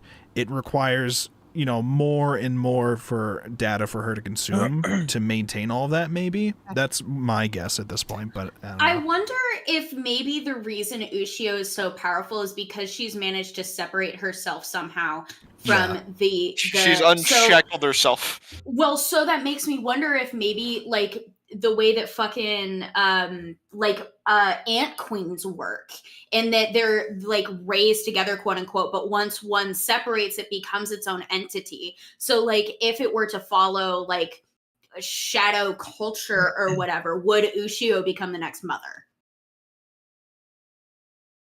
I could see something like that happening. It's definitely a possibility. With Ushio's stuff, there's like, you know, some weird, like how they were disconnected in the first place and all that. And the fact that they were copied, but somebody was still able to copy her again later when that wasn't supposed to happen. There's like some weirdness with Ushio's thing and the disconnection. To where I would definitely say that there's a whole bunch of routes that Ushio's thing could go in, and that's definitely one of them. Where, because like now it seems like a race because Ushio feels like they could erase Heine, so she may actually just be like the next mother, like you're saying, pretty much, where like she could take over. Yeah, I don't know if that's a stretch or if like that actually like is what. That seems in line with feasible. What's kind of getting ready, I think. Yeah. Ushio becomes a mother, then immediately wants to kill everyone, and then we got the rage is like genetic. Okay, the only other note that I wrote down is so I was reading this at work, and what I do at work is I sit at the receptionist desk outside, and I work in a library. I almost shrieked when Shinpei pointed out the fact that there was a human inside the forearm shadow. Like, I was fucking shocked. That floored me. So that was obviously, like, we haven't gotten very far into that, but that was like a really big thing that I wasn't expecting. Yeah. A lot of times I feel like there are a lot of things that you can kind of like not necessarily see coming, but once it happens, you kind of look back and it's like, oh, that makes sense. And I guess like the forearm shadow being like its own entity, the fact that it's able to work individually of Heine, and also is like super powerful, like it makes sense that it might have a human side of it, but I was like shocked when that happened. Like enough that I wrote it down. Right, yeah, I was confused at first because I was like, oh, there's a hand in there. I was like, wait, a hand in where? What is going on there for a second? Because I think for a second I was a little confused at what, because at the time they were trying to burn, they had Ushio start a, quote, data fire on the four-armed guy, Shide, where it's data gasoline, like printed gasoline lit by a printed match, so it's just a fire that Ushio can control to only affect and burn certain things, and she's trying to get it to burn Shide specifically. And I was confused at the time at like them saying, oh, there's a hand in there. I'm like, a hand in where? Because I was a little confused a little bit in some of the I think most of them I thought looked pretty good, but for that one I was a little confused, and then I realized, oh, they're talking about inside Shide. There's somebody in there. Oh shit. Well, what the fuck does that mean? And why does he have 4 arms? Not only that, but like I can't think of who it could be. Like it can't be fucking Ryunosuke because there's only one of those fuckers. Like who? The mom, the dad? Like I don't fucking know. Like who is it? That's what I want to know. I want to know. I don't Probably know. like Shinpei's dad or something. It's me, Phil Swift. Shinpei's dad's name is like Tori Ajiro or something like that. Shinpei, I was gonna say Shinpei does sound a lot like Shide. Oh, sounds kind of close. But we had Shadow Shinpei already though. I don't know why. Well, we had Shadow Shinpei in one of the loops. He hasn't showed up since that first loop. Well, he was in that same loop that we also saw the four-armed guy, but I couldn't remember. Oh, you're right. But I couldn't remember if we saw them in the same panel, because I thought at some point when I saw the four-armed guy that there weren't really any other shadows. Most of them had like been quote-unquote absorbed or something like that, it seemed like. So I didn't know if maybe the Shadow Shinpei like became a part of the four-armed thing or like some big pile or something, because I don't think we saw him after that initial... I don't remember now. I don't remember. It's been a while, but I do remember we saw both of them in that panel, but I don't remember seeing them at the same time. So I don't know. It could be time travel shenanigans. Future Shinpei is evil, trying to do some stuff. I don't know. But Shide seems like he's like the actual villain. It seems like Heine may appear to us like they're the one in control, but it seems like Lord Shide is the actual one trying to pull the strings on whatever's going on, trying to use Heine, I feel. But I can't exactly tell at this point. It also just seems like he's like her bodyguard too, so. That almost, well, this is so confusing. Yeah. That almost makes me wonder if Shide is, so is Heine the god, the goddess? Like, was that confirmed, or is that still really vague? I don't think it was like directly confirmed by Heine herself, but I think it was like pretty much confirmed by. Well, her shadow is the great Haruko, isn't it? Like the great Haruko. Yeah. Okay. So, yeah, I guess my question becomes, because of the focus on like the Japanese folklore or whatever, I wonder if maybe like if you, obviously this might be just a stretch, but if you went back and looked at like the Hiroko legend, if it is real, obviously, if maybe like the idea of like a Lord Shide is parallel to that or something. I looked up I couldn't find. I did look it up. It is real. Out of curiosity, it's like the leech child, and it's like Oh yeah, I remember this. Cast Away or whatever. But there's not much on it that I found. I think we made the connection like shadows are kind of like leeches. I think. I think I've been pretty sure. Leeching off the data and stuff. Yeah. Interesting. I like that. I have a couple other notes. I had a ton of like there was a lot of interesting stuff that we learned during the interview with Shadow Mio that I wrote down. Most of which I already mentioned here. One of them was the Hishigata family. That's the like So and his like hospital family or whatever. They have like a tradition in their family, and that's how Tokiko got her Rosencrantz and Guildenstern kind of like shadow buddies or whatever. Heine just kind of grants them a shadow servant as like a gift to members of the family. It's like a tradition thing. And the father's gift was their nurse, which I think we only saw like a couple times. But their nurse, who is also one of Heine's caretakers, was their father's quote unquote gift. But they originally tried to like help out Heine and get her to full power and like take care of the other shadows to bring back their mother who had died, and they wanted to bring her back as a shadow, but like with the same memories or something like that. But we see her, the shadow version of her, at least at the end, in like the underground tunnels of the clinic, just trying to kill the father. Their dad. So something happened with that deal. The father's probably out of that deal now. Don't know what's up with that, but now Wheelchair Mom is just killing the doctor, and we're gonna have to deal with whatever's going on with that next volume.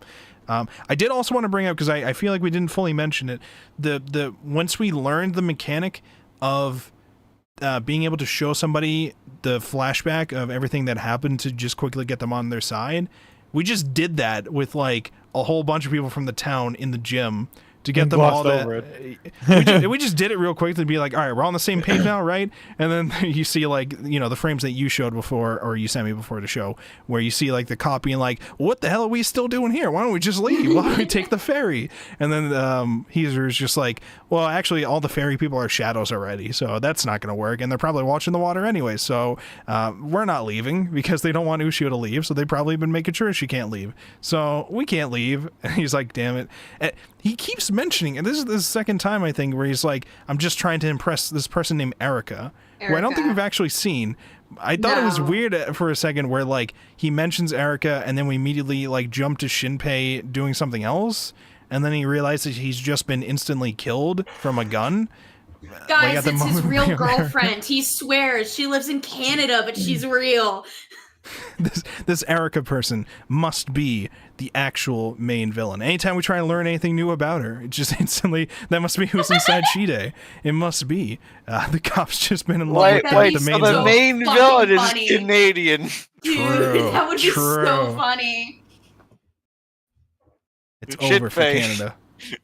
She was your girlfriend the whole time. You kidding me?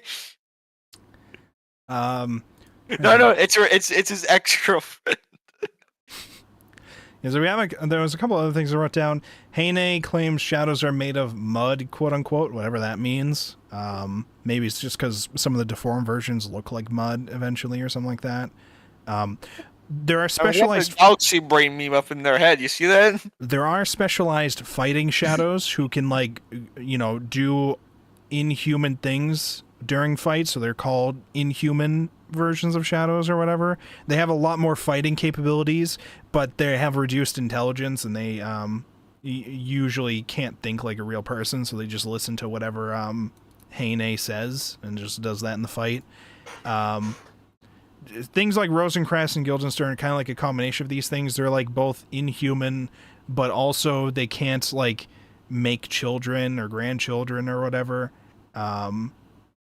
Things like that.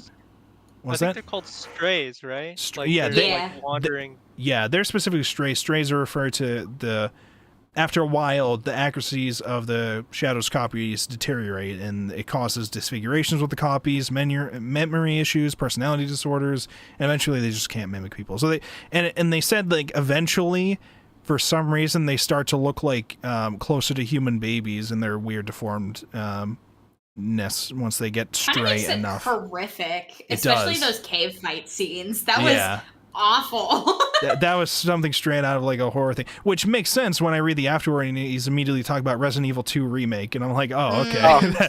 Now this makes a lot of sense. I had that in my notes too, because he kept talking about a whole bunch of games that inspired him. Okay, so we had a gamer. Resident Evil 2 remake, which he quoted as saying the concept of wet and darkness were like things that stood out to him. So I'm definitely assuming that was a huge influence in some of the stuff in this. He mentioned Sekiro because he thought the last boss was super overpowered and needed much trial and error, and I'm assuming parts of those bosses from that game were probably incorporated into it. And then he also talked about Death Stranding, which makes perfect sense for this kind of story with what's going on. And then I think Elden Ring was just announced at the time. I don't know if that was inspired by anything, but he was super hyped because he was like, whoa, the Game of Thrones guy is going to help with the writing for this. Holy shit. I thought that was funny where he's just rambling about games at the afterward of that volume, and then the next one he is a gamer. So that one is just him talking about games that he really enjoyed and clearly influenced parts of this, and then the next one is him saying, I forgot how to walk, I don't know how to run anymore, what the fuck is a sit-up? I don't know how to do this thing. I can't do anything anymore. Is he like Taskmaster? What the fuck happened here? He's just like, I don't know. He's like, listen, it's been hot out, so I've been staying inside. I don't remember how to do anything. I can barely walk anymore. I don't know. Fucking Taskmaster. Prove me wrong. I was just reading that like mood. I feel you. I feel it. Shit, I gotta check my files on how to walk again. Hold on.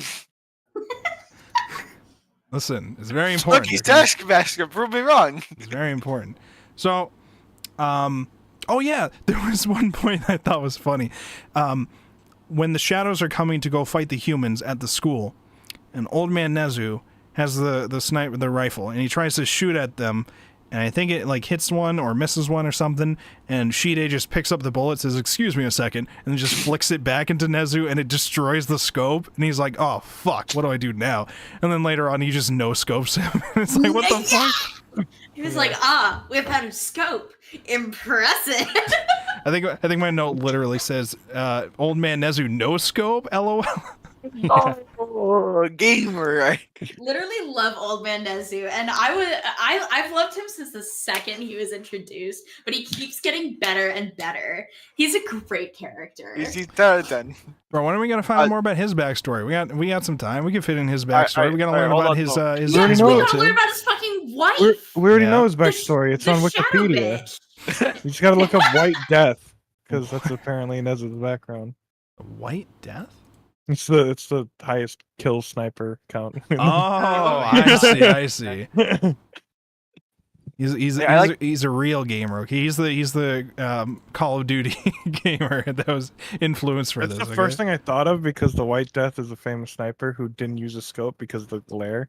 I see. And as soon as he wasn't using the scope, I'm like, oh my god. Oh, I see. Yeah, I so- don't know anything about snipers, but that would make sense.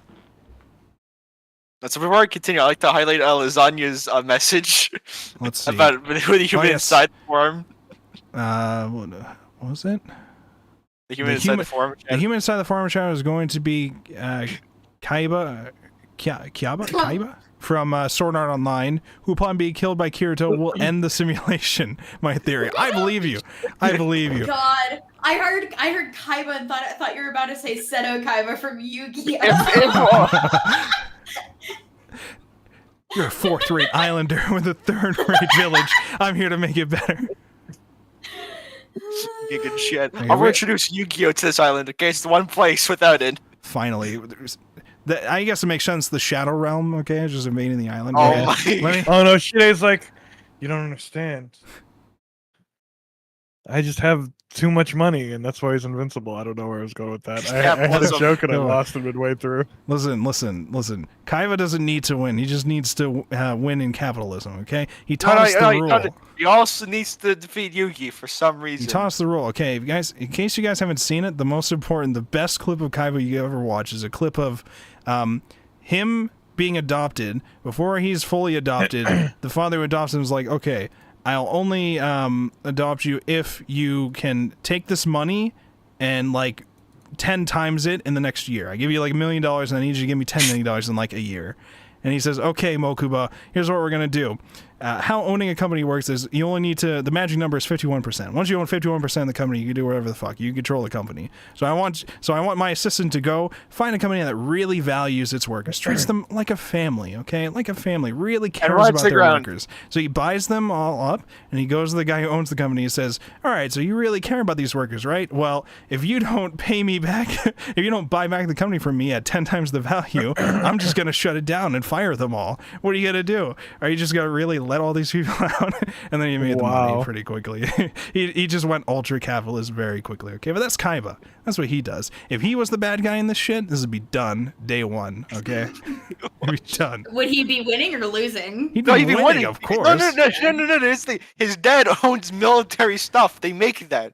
His only Okay. flaw, He just fire a nuke at him. his only flaw is that he hates Yugi. He hates Yami Yugi so much, he would spend all of his money inventing a giant space elevator Wait. and technology to go backwards in time just at a chance to duel with him again in ancient Egypt. That's his major flaw. He just That's can't. expensive. He just can't. He has to be able to beat Yugi. He's obsessed with it. Okay, and that's his major flaw. Wait, Don't worry. wait. So are you saying that all I need to be good at Yu-Gi-Oh is to like be the son of like a U.S. defense contractor, Yeah, pretty much. basically? Yeah, pretty much. That's how it works. Cool. Okay, so let me read through wait, some. no, of the, wait. Oh, okay. I was just gonna read through some of the messages we got here. I don't want to stick on Yu-Gi-Oh memes for too long. Come on, there's one more funny thing I gotta mention. What's the please. funny thing? What's the funny thing? All right, so when Yugi loses, Kaiba like calls him. It sounds like a divorce is happening. It's the greatest thing. Oh damn! All right, He's what like, do we- Yugi lost. I don't want to hear no word of it, Yugi. You're a disgrace to the game. Oh boy! Damn!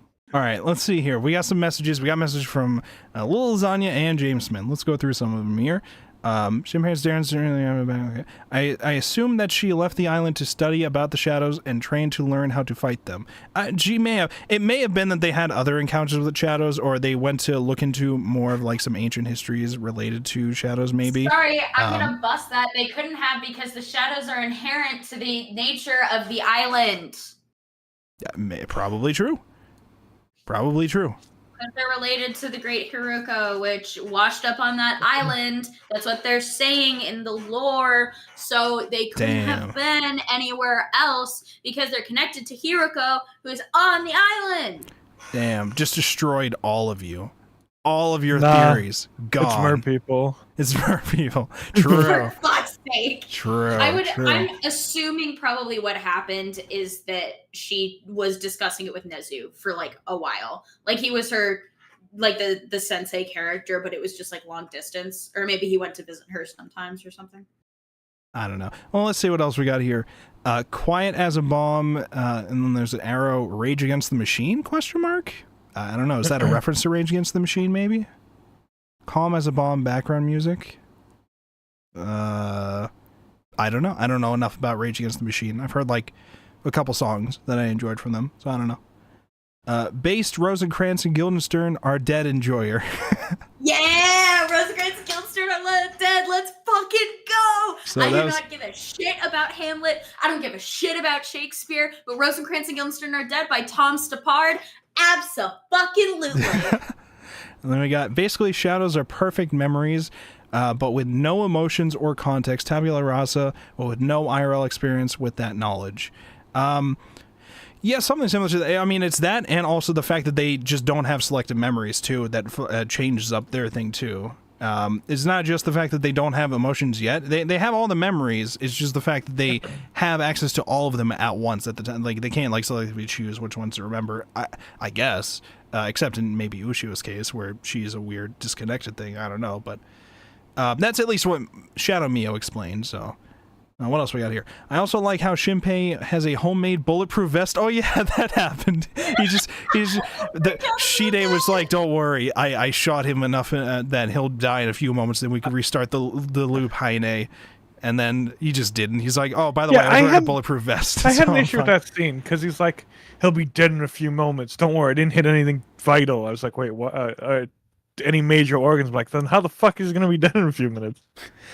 It looks like he got. You shot hit something major, you didn't. Right. I thought it looked like he got hit in the shoulder, and then I was confused at like, well, then what did the bullet vest help with if it was in his chest or whatever? But I guess maybe he shot him in the bullet vest too, because I think the bullet vest looked like it had something on it. So I guess it tried to hit him there, and then he thought he hit him.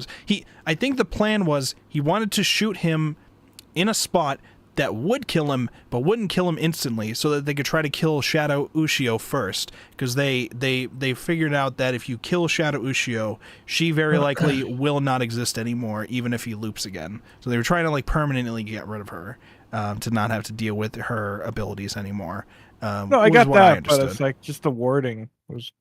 Like, yeah, weird. I don't know. Well, all we know is we're not technically at the last loop yet because he didn't actually die in that intercage. I thought he was just about to die and we were about to start the last loop, but we're not exactly there yet. So yeah, it was really jarring when they were like, "Oh my god!" and we looped and we have one loop left. And I was like, "What?"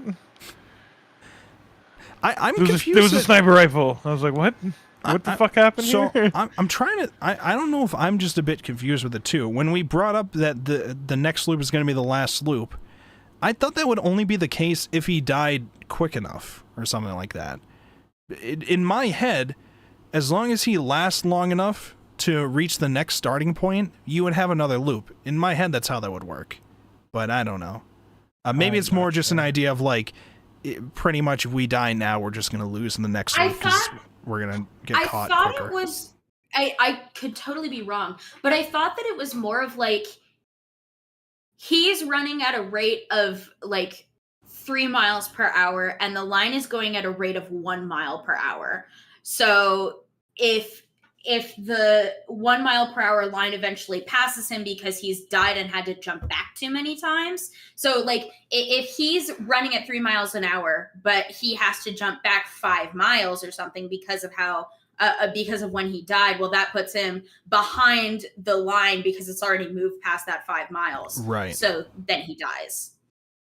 So I didn't see it as like a starting point that he had to get to, as much as he just had to continue outpacing the event horizon. But the event horizon is moving at a steady pace. So he only has one more loop because the event horizon is like right behind him. He can't go much further back. Wait, is it a steady pace? I thought it said it was speeding up, and that's why I only had one loop left. Or am I misremembering that? Well, maybe that's it. That's why he only has one loop left, because now it's going at like 6 miles per hour versus his 5 miles per hour. So he has to keep going. Otherwise, it will eventually pass him and then he'll die. This is one thing I will admit. I did not like how the author tried to explain how that worked. It's one of those. I feel like he overcomplicated it a bit. I feel like he overcomplicated it, and I was like, "You're throwing numbers at me." Yeah, it's like what I said earlier. Like either week 1 or something. It's like sometimes like I'd rather the author just didn't try to explain things too much, and we were approaching that he's trying to explain things too much part. Yeah. I'm fine I'd with, rather just be ambiguous sometimes. I'm fine with like the symbolism of him looking back and seeing like a cliff edge or something like that. Be like, oh, that's how close it is to me. And I'm like, okay, I get it. It's nice, visual, symbolic. I understand it. And then he's like, anyways, let's pull out the measurements, and if it's this time and I'm advancing at this rate and whatever, and the line of the edge is moving at this, I'm like, oh my god, Jesus Christ, we need to slow down here. Every time I die, it starts later and it's speeding up or something. That's all he had to say. Like we didn't need a math lesson on it. Let's see. Well, what I can tell is the author really enjoys some of these detail points to the point where, he'll write a ton of lore that doesn't really affect too much in like the afterword memos and stuff like that, which that's awesome for a writer to really be that passionate about their works. But with this writer, with how they explain some of the details, I'm just like, I don't know if I want to read all this. Yeah, he should just keep it in the afternote sometimes when he wants to go really ham. Like, I understand it at times for that kind of thing. I understand where he's like, I want to try to explain some part of it because I want this to be a critical thing, to where, this is basically the ticking clock element is going to go a lot, get more complicated with these kind of rules with it. I'm fine with, we're trying to add, information to it. I just don't want it to be a mega info dump on the exactly how it works immediately when, like, I don't know, I feel like we're still trying to figure out a whole bunch of stuff and now we're trying to pull in a math lesson with it. I don't know. There's some weirdness about it. It's not something I totally hate. I just don't really know if I enjoyed the way the author worded it. But I also am just glad during that segment we didn't have a thick accent. I don't think the accent was a very thick one at that time. I would have lost my mind. There was one really serious section where they were like started doing woke y'all and all that. It was with the memory thing and like the school or whatever. And we started coming back. I was in a call with him like, why is this back? That's literally what I was referencing, was that section. Like, this was supposed to be super serious. We just showed everyone's memories. He's trying to get everyone on board, and then we remember the accent again in the translation. Right. So, okay, let me keep reading here. So, like I said, the bulletproof vest, and it actually worked. I think it showed how he really does anticipate everything after losing so much, and he has a counter move for it. Then we have James Smith, intelligent protagonist and showcasing badass fighting scenes rather than behind the scenes. Lasagna, it's easy to make fun of the cop for his cowardice, but like Nezu says, he steps to the plate when he has to. I definitely like him, and I hope he ends up saving Shinpei or something. What was your comment? I had a comment about the police officer, so I've just read too many things. Where like he just seems like the perfect plucky side character where it's like he seems like a kind of a dick, or like you won't like him at first and then he grows on you and then he heroically sacrifices himself for the main character. That's where I feel like this is leading. Oh, if he dies, I might actually. There's just so many fucking death flags for this guy. He's never gonna get with Erica. He's never gonna get with.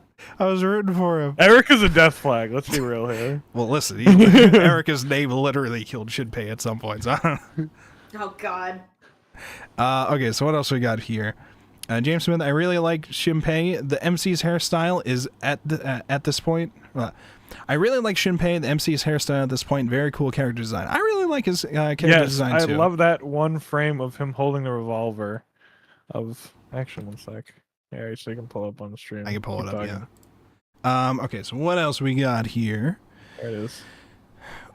That one. That's when I noticed the hair, and I was like, "Damn, this is good. Let me This show is it. good art. This is, This is my favorite panel from this week. hold on.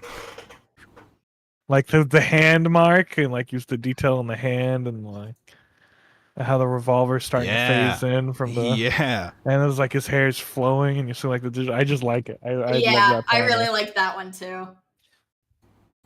Hot damn. It's a good panel. That was the one I was like, whoa. I sat back for a second. Yeah, it's really, really good. What else we got It's here? really good. Kentaro Miura. That would be the author of Berserk. Somebody mentioned in chat. Oh yeah, yeah. He said like his first published manga was like fucking 10 or some shit. So like you could see his whole like evolution of like being an artist. James said 3 observers tied to Heine. Yes. Yes, though, a little bit of the author's hand at work. Just feed Heine a visual novel. Listen, I don't remember if I mentioned this before on stream. Did you guys know there's a summertime rendering visual novel? I mentioned this in the Discord chat at some point. There's a visual novel. It's not exactly like something that you have to get into. From what I've seen online about it, it's just the story. Except it's probably slightly different because there's an original character in the visual novel. It's never been translated to English as far as I'm aware, though, so it's only in Japanese. More and it only uses the anime sprites, and I think a couple CGs for the new character that are original for the character. But all the visuals are directly sprites from the anime. More importantly, if Haney just needs fucking data, we just need to feed her Oda, and then it's a wrap. We can all go home. We don't need anyone Give her else. all of the Fate series. No, just Oda, just One Piece. Just feed her One Piece. Oda's brain is a wrap. We can go home. We can do both. We could get rid of One Piece. We can get rid of Fate. What else can we do? Genshin. Yeah. Get rid of I'll Genshin. sustain her for like. I'll sustain her for at least 100 years. Get rid of all of League of Legends, please. Hey. Get rid of Fortnite, Overwatch 2. Every single time that we have to do that meme of like, oh, if somebody problematic made something, then obviously Hatsune Miku made it. We just make that real. Get rid of the person. Now it's just Miku. just erase everybody. Is this a thing? Hatsune Miku? Well, yeah, that's it. I know it happened with Minecraft. That's why there's the meme about how Miku made Minecraft, is because Notch is a really shitty person. True. So now people just say that Miku made Minecraft. Yeah, she did. I was there. Oh, okay. I get it now. True. I did not know this lore, and I was very confused for a second. So if you see something where it's like Miku made XYZ, and you're like, that's like factually incorrect, you can assume that it's probably because the creator did something bad, and now they're wanting to separate the art from the artist. Okay, because when you first said that, I thought like there was like people just animating Miko doing hated shit after someone did it in real life. I'm like, well, how does that solve anything? What does that mean? What do you mean Miko did it? I mean, she does, but I mean, this somebody definitely has animated. Listen, the Miko world is doing hers, shit, okay? But... Okay, what else we got? Oh boy. Alright, James Smith, Steins Gate or an Otome game, instant loaded data. There you go, just feed Heine one of those. I wonder what a video game tastes like. I wonder. Yeah, you can get a disc, you can take a bite. It looks like a donut, so. Oh, you just reminded me one second. Guys, we just have her eat all of the trash in the ocean. Easy, we're done. Easy. World peace achieved. Don't worry, it'll taste good. It'll taste fine. War reparations. Pretty good theory. The space power is stuff with Heine, though. And then Little Lasagna. I didn't even get it until just now you explaining it. I don't remember what this is in reference to, but this is like 20 minutes ago. The human inside the forearm shadow is going to. How long was it needed? Oh no. I don't know. What was the message? I don't have it. I don't know. It's from a while ago. Don't worry about it. And then we got my theory. We saw Erica in the restaurant before, right? Question mark. I don't remember. Maybe we did. I think we were in the restaurant like 2 times before, though, so I don't remember. All I know is the officer dude walked into the restaurant in the morning, immediately pulled up porn on his phone. And that was like our intro to this character. I'm like, oh, okay. Wait, Wolf, can she eat concepts? Because if she can get rid of capitalism. Finally, it's done. We can finally be finished. What else we got? Kaiba is basically Steve Jobs. True. Simo Haya or something, Old Man Nezu. I don't know what any of that means, the beginning part. Except I know what Ome Nezu is, but I saw the Resident Evil inspiration immediately. It was super cool. True.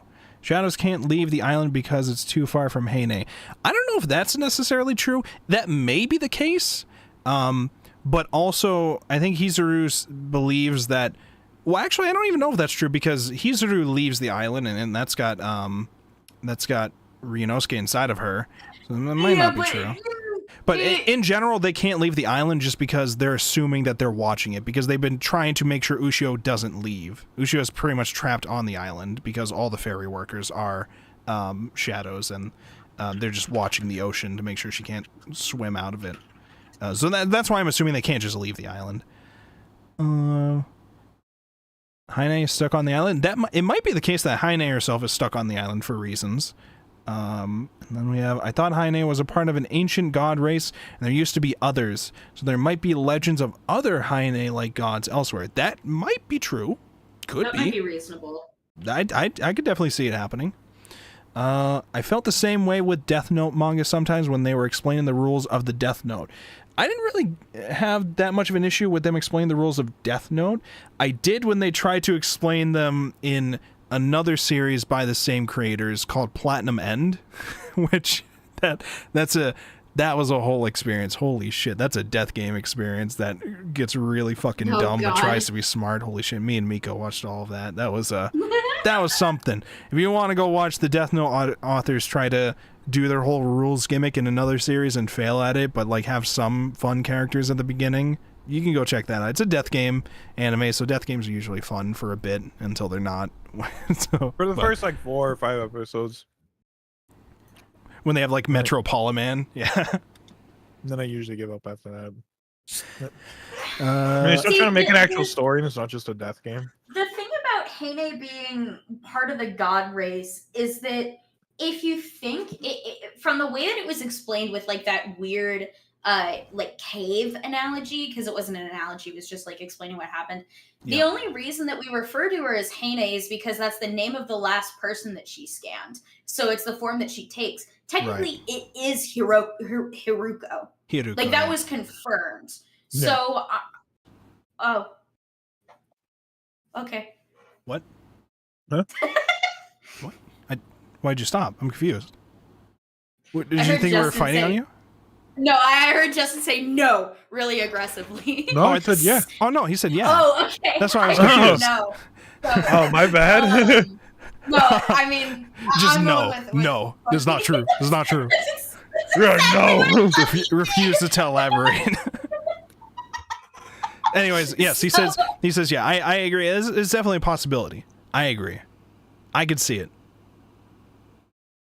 My tattoo is itchy. What else we got here? No, not another VN I can't play because there's no English version. Yeah, unfortunately, you must become Nihongo Jozu to enjoy those. Although, again, from what I read about the Summertime Rendering one, it seems like it was more made after the anime and only just reuses the anime spray. It's got some original character in it, I guess, but I don't know how different it actually is from the main story. So you might, depending on how it goes, you might be better off just watching the anime, I guess. I don't know. I tend not to like... I'm fine with series where they do a visual novel version of the anime later. I don't really like it when they just use the sprites from the anime, though, as opposed to making their own sprites for the visual novel. I understand why they do it, because it's cheaper. But I don't know. I don't really like it, because, like, at least from my experience, visual novel sprites are supposed to be much more high quality than the sprites you're going to get from the anime sprites. The anime sprites are, like, by definition, supposed to be less detailed than... you know, something like a visual novel sprite, which is more detailed and illustrated because it's like static and not moving. Oh yeah, don't they also like work on anime as it's coming out pretty much, and they add detail later on like the Blu-ray and shit? Yeah, pretty much. Well, for most productions, from what I understand, there's some productions where that's not the case, but for the most part, a lot of them are just made with several episode like buffers or whatever, so they're still being made as they're airing and stuff like that. From what I understand, at least, I don't know if that landscape is changing at all. From what I understand, it's getting worse, where they're making it as it airs, and these studios are also being overworked and split between a whole bunch of projects, and they keep getting delayed over and over because of it. So I don't know how much longer we can keep up with animes actually releasing weekly at this rate. If we just want to have like 70 animes a season with like 5 animes for each studio with like no workers that are getting paid properly. So I don't know. There's just so much, like, I don't know. It's just there's so much now. I don't even bother. Well, we're getting to an era now where the meme now is split cores, right? We have a lot of those lately, and I feel like we're going to get to a point where, because Netflix is kind of normalizing this too, where you just have half a season ready, and you call that season 1, and then you release the next half that you were already working on later and call that season 2. I thought you called it the final season. That's what if you're doing Attack on Titan memes, okay? That's not even a Netflix meme. I don't know what the fuck they're doing with Attack on Titan, but supposedly it's gonna end soon. Final season. No, really, this time. No, really. Like, you ever heard the Gintama, the very final? Like, that's the movie. Yeah. So there's a whole bunch of stuff going on with anime, okay? But all I know is visual novel for summertime reading might be worth checking out, might have original content, but you have to know Japanese to do it, which is the unfortunate thing. But like I said, I personally probably wouldn't go out of my way to do it just because of the fact that they reuse anime sprites specifically for it. So it's probably just going to be all the anime story. I won't go out of my way to learn an entire language for one visual novel. I agree with you. Why not? That's what I would do. That's what I'm doing for other stuff. But anyways, Notch is a bad person. I just know him as the Minecraft guy. So this is news to me. There's a whole thing. I don't think we have. I don't think I want to dive into Notch's last thing about memes. Notch was years and years ago when he would just flex on people by being the top donator on Humble Bundle every week. That's about it. That's all I know about Notch. I don't want to dive into all Notch memes or whatever, but and typed in the chat too. I think Notch is bad. That's what I heard at least. Well, we don't have to get into Notch stuff right now, but that's the whole thing. Please no, I don't want to think of Platinum End again. See, true. I don't want to think of... Listen, the coolest character in that was Metropolitan, okay? And he doesn't last long, which is very unfortunate. So I don't understand what the fuck they were doing with that show. But I will say, the manga, I don't even know if the manga itself looks great. The manga covers for Platinum End look fucking amazing, all right? Especially the physical ones, where it's all holographic and shit. Those look fucking gorgeous, okay? I don't know if the actual manga panels are good. What I do remember about Platinum End a lot too is I think that was like the most of you could see of how the writer just hates women. That was, you definitely saw some of that in Death Note, but you saw a lot of that in Platinum End. But yeah, so that's a whole meme. Platinum End's a whole meme. Okay, it's a different type of mystery in a way, I guess. So Notch being a shitty person isn't a long story. It's just he went full QAnon. That's it. That's the entire story. Pizzagate's real. Trans people are all deluded. I thought I had heard there was a lot of They try to get rid stuff. of white people. That's all that shit. I thought I had heard there was a whole bunch of other stuff. I can't remember off the top of my head. I'm not trying to cancel. They're trying to arrest every now people and then. for using the wrong pronoun. That's what I'm reading at least. He went full QAnon when that just took off. And Crazy. Well, I can't believe Hatsune Miku invented Minecraft. he was tweeting like it's okay to be white and Q is real. Don't trust the media and shit like that. So that's Notch. Yeah, crazy that Miku made Minecraft. True. Yeah, Don't know crazy. who that guy is. Attack on Crazy Titan, Miko did all those war crimes. Attack on Titan, the most terrible final season, ultra deluxe version, 2.23 gold edition, featuring Dante from the Devil May Cry series. I agree. With new funky mode. Created by Hatsune Miku. So, all right, we're caught up with the chat now. Sleepy. All right, so that's all the memes I think we got, unless anybody else has anything final that they wanted to say before we wrap things up. I think we're quickly heading towards the author's gonna start explaining shit too much and it's gonna get annoying. Yeah. I think he's gonna massively try to over-explain the whole timelines and I thing, and it's gonna turn into a fucking clusterfuck. Which I'm gonna be a bit surprised with, considering how much detail is actually lore dumping into the afterwards already. I would. Yeah, but when you have 3 time travelers and observers, and you just can't cleanly write that shit out. It just doesn't work. I don't know. There's just too many loose ends to write out. I don't know. Listen, I want to hear Old Man Nezu's backstory. I want to see more of young Nezu. I want to see about his life. I want to learn about Nezu. Spin-off. Well, I want more about Nezu, and I want more about the cop. All right, I want the cop to meet up with Erica. Okay. Yeah, I want to see the cop's girlfriend because Nezu still has this whole fucking like shadow wife that he can't kill that was mentioned very briefly at the And end then of never- like one chapter, yeah. and then never talked about again. What the hell? And like we didn't even like see in the flashback where Nezu and Hizuru meet up. We didn't even see anything related to that during that time too. So I was like, I was like, damn, this incident from the past that caused Rinosuke to be inside Hizuru was really a lot less than I actually expected. I expected it to be a whole other incident where they were trying to like take over the whole village and were slowly already doing it, and Hizuru was trying to do it. And then it was just, no, I just found her eating my brother one day. It was fucked up. Also, old man Nezu lost his eye. It was pretty fucked up. Anyways, I left the island after that. Fuck that shit. Which is like, okay, that's real. I feel it. I want to know how they explain that the brother died to the family. Well, how did she? What was that conversation like? Did they just assume that he just went missing? How do you explain that to them? Because like his body was just erased, right? So I don't know how they just. I don't know. But then again, we had the Hishigata family at the time was still running the clinic too, so they probably made up something. So, anyways, that's all for the volumes this week. We did it. That was volume 7 and 8, Summertime Rendering. We're getting closer and closer to the end. And I think we got like 3 more weeks pretty much, right? We got 9 and 10, 11 and 12, and then we're going to do 13 for the final volume, or for the final stream. So the next ones we're going to read are 9 and 10. And then we will be closer and closer to the conclusion. We're getting there. We're getting there. We're going to get all the explanations, all the memes. Oh, I almost forgot. Why? So I looked at the covers for these 2 volumes. I just want to bring this up real quick.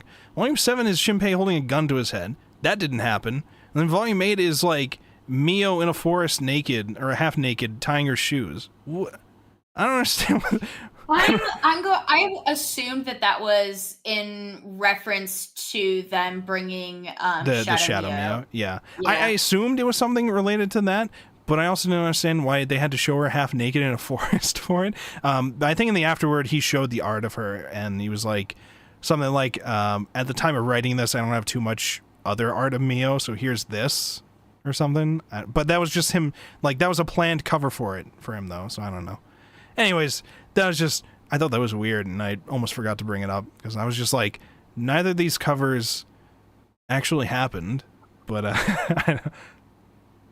but I'm assuming they? Just not yet. True. Or did they happen already? Well, I'm assuming the gun. timelines. I'm assuming gun to the head Shinpei is going to happen in one of the volumes. I'm assuming that's how he's going to start the final loop. Brave but- assumption of you. Or he's going to be like on the last loop, and he's going to be like, no, I definitely have one more try. I can feel it. And then he shoots himself in the head. And then he doesn't have one more try in the volume, and the story and that's ends. the end of the story. That would be amazing, actually. He just miscalculates, and the story's over. It's no longer his POV. It's a bunch of people just looking over Shinpei's corpse like, shit. I got it. So Shinpei thinks he's got one last loop, shoots himself in the head. There isn't a last loop. The real hero is that fucking detective from the island. He shows up. He's not killed this time, and he solves the case. He solved it. Oh, that'd be so funny. He doesn't show up and then die 3 pages later. Everybody else dies, so it's up to the sheriff. This guy who steps up to the plate but is absolutely terrified, knees knocking together when he's shaking. He's the one that defeats the shadows at the end. Finally. All right, so that's all for this week. Thank you everybody for showing up, contributing all the time, all the memes, all of it. Okay, we will be here again next week. At about the same time, 8 o'clock Eastern time, the best time zone. We have the best time zone here. Reading volumes 9 and 10. We're going to discuss it next Thursday. We got it, everybody? Yep. All right, so we're going to wrap it up there. Say goodbye, stream. Say Goodbye, goodbye, stream. Bye, stream. Bye, stream.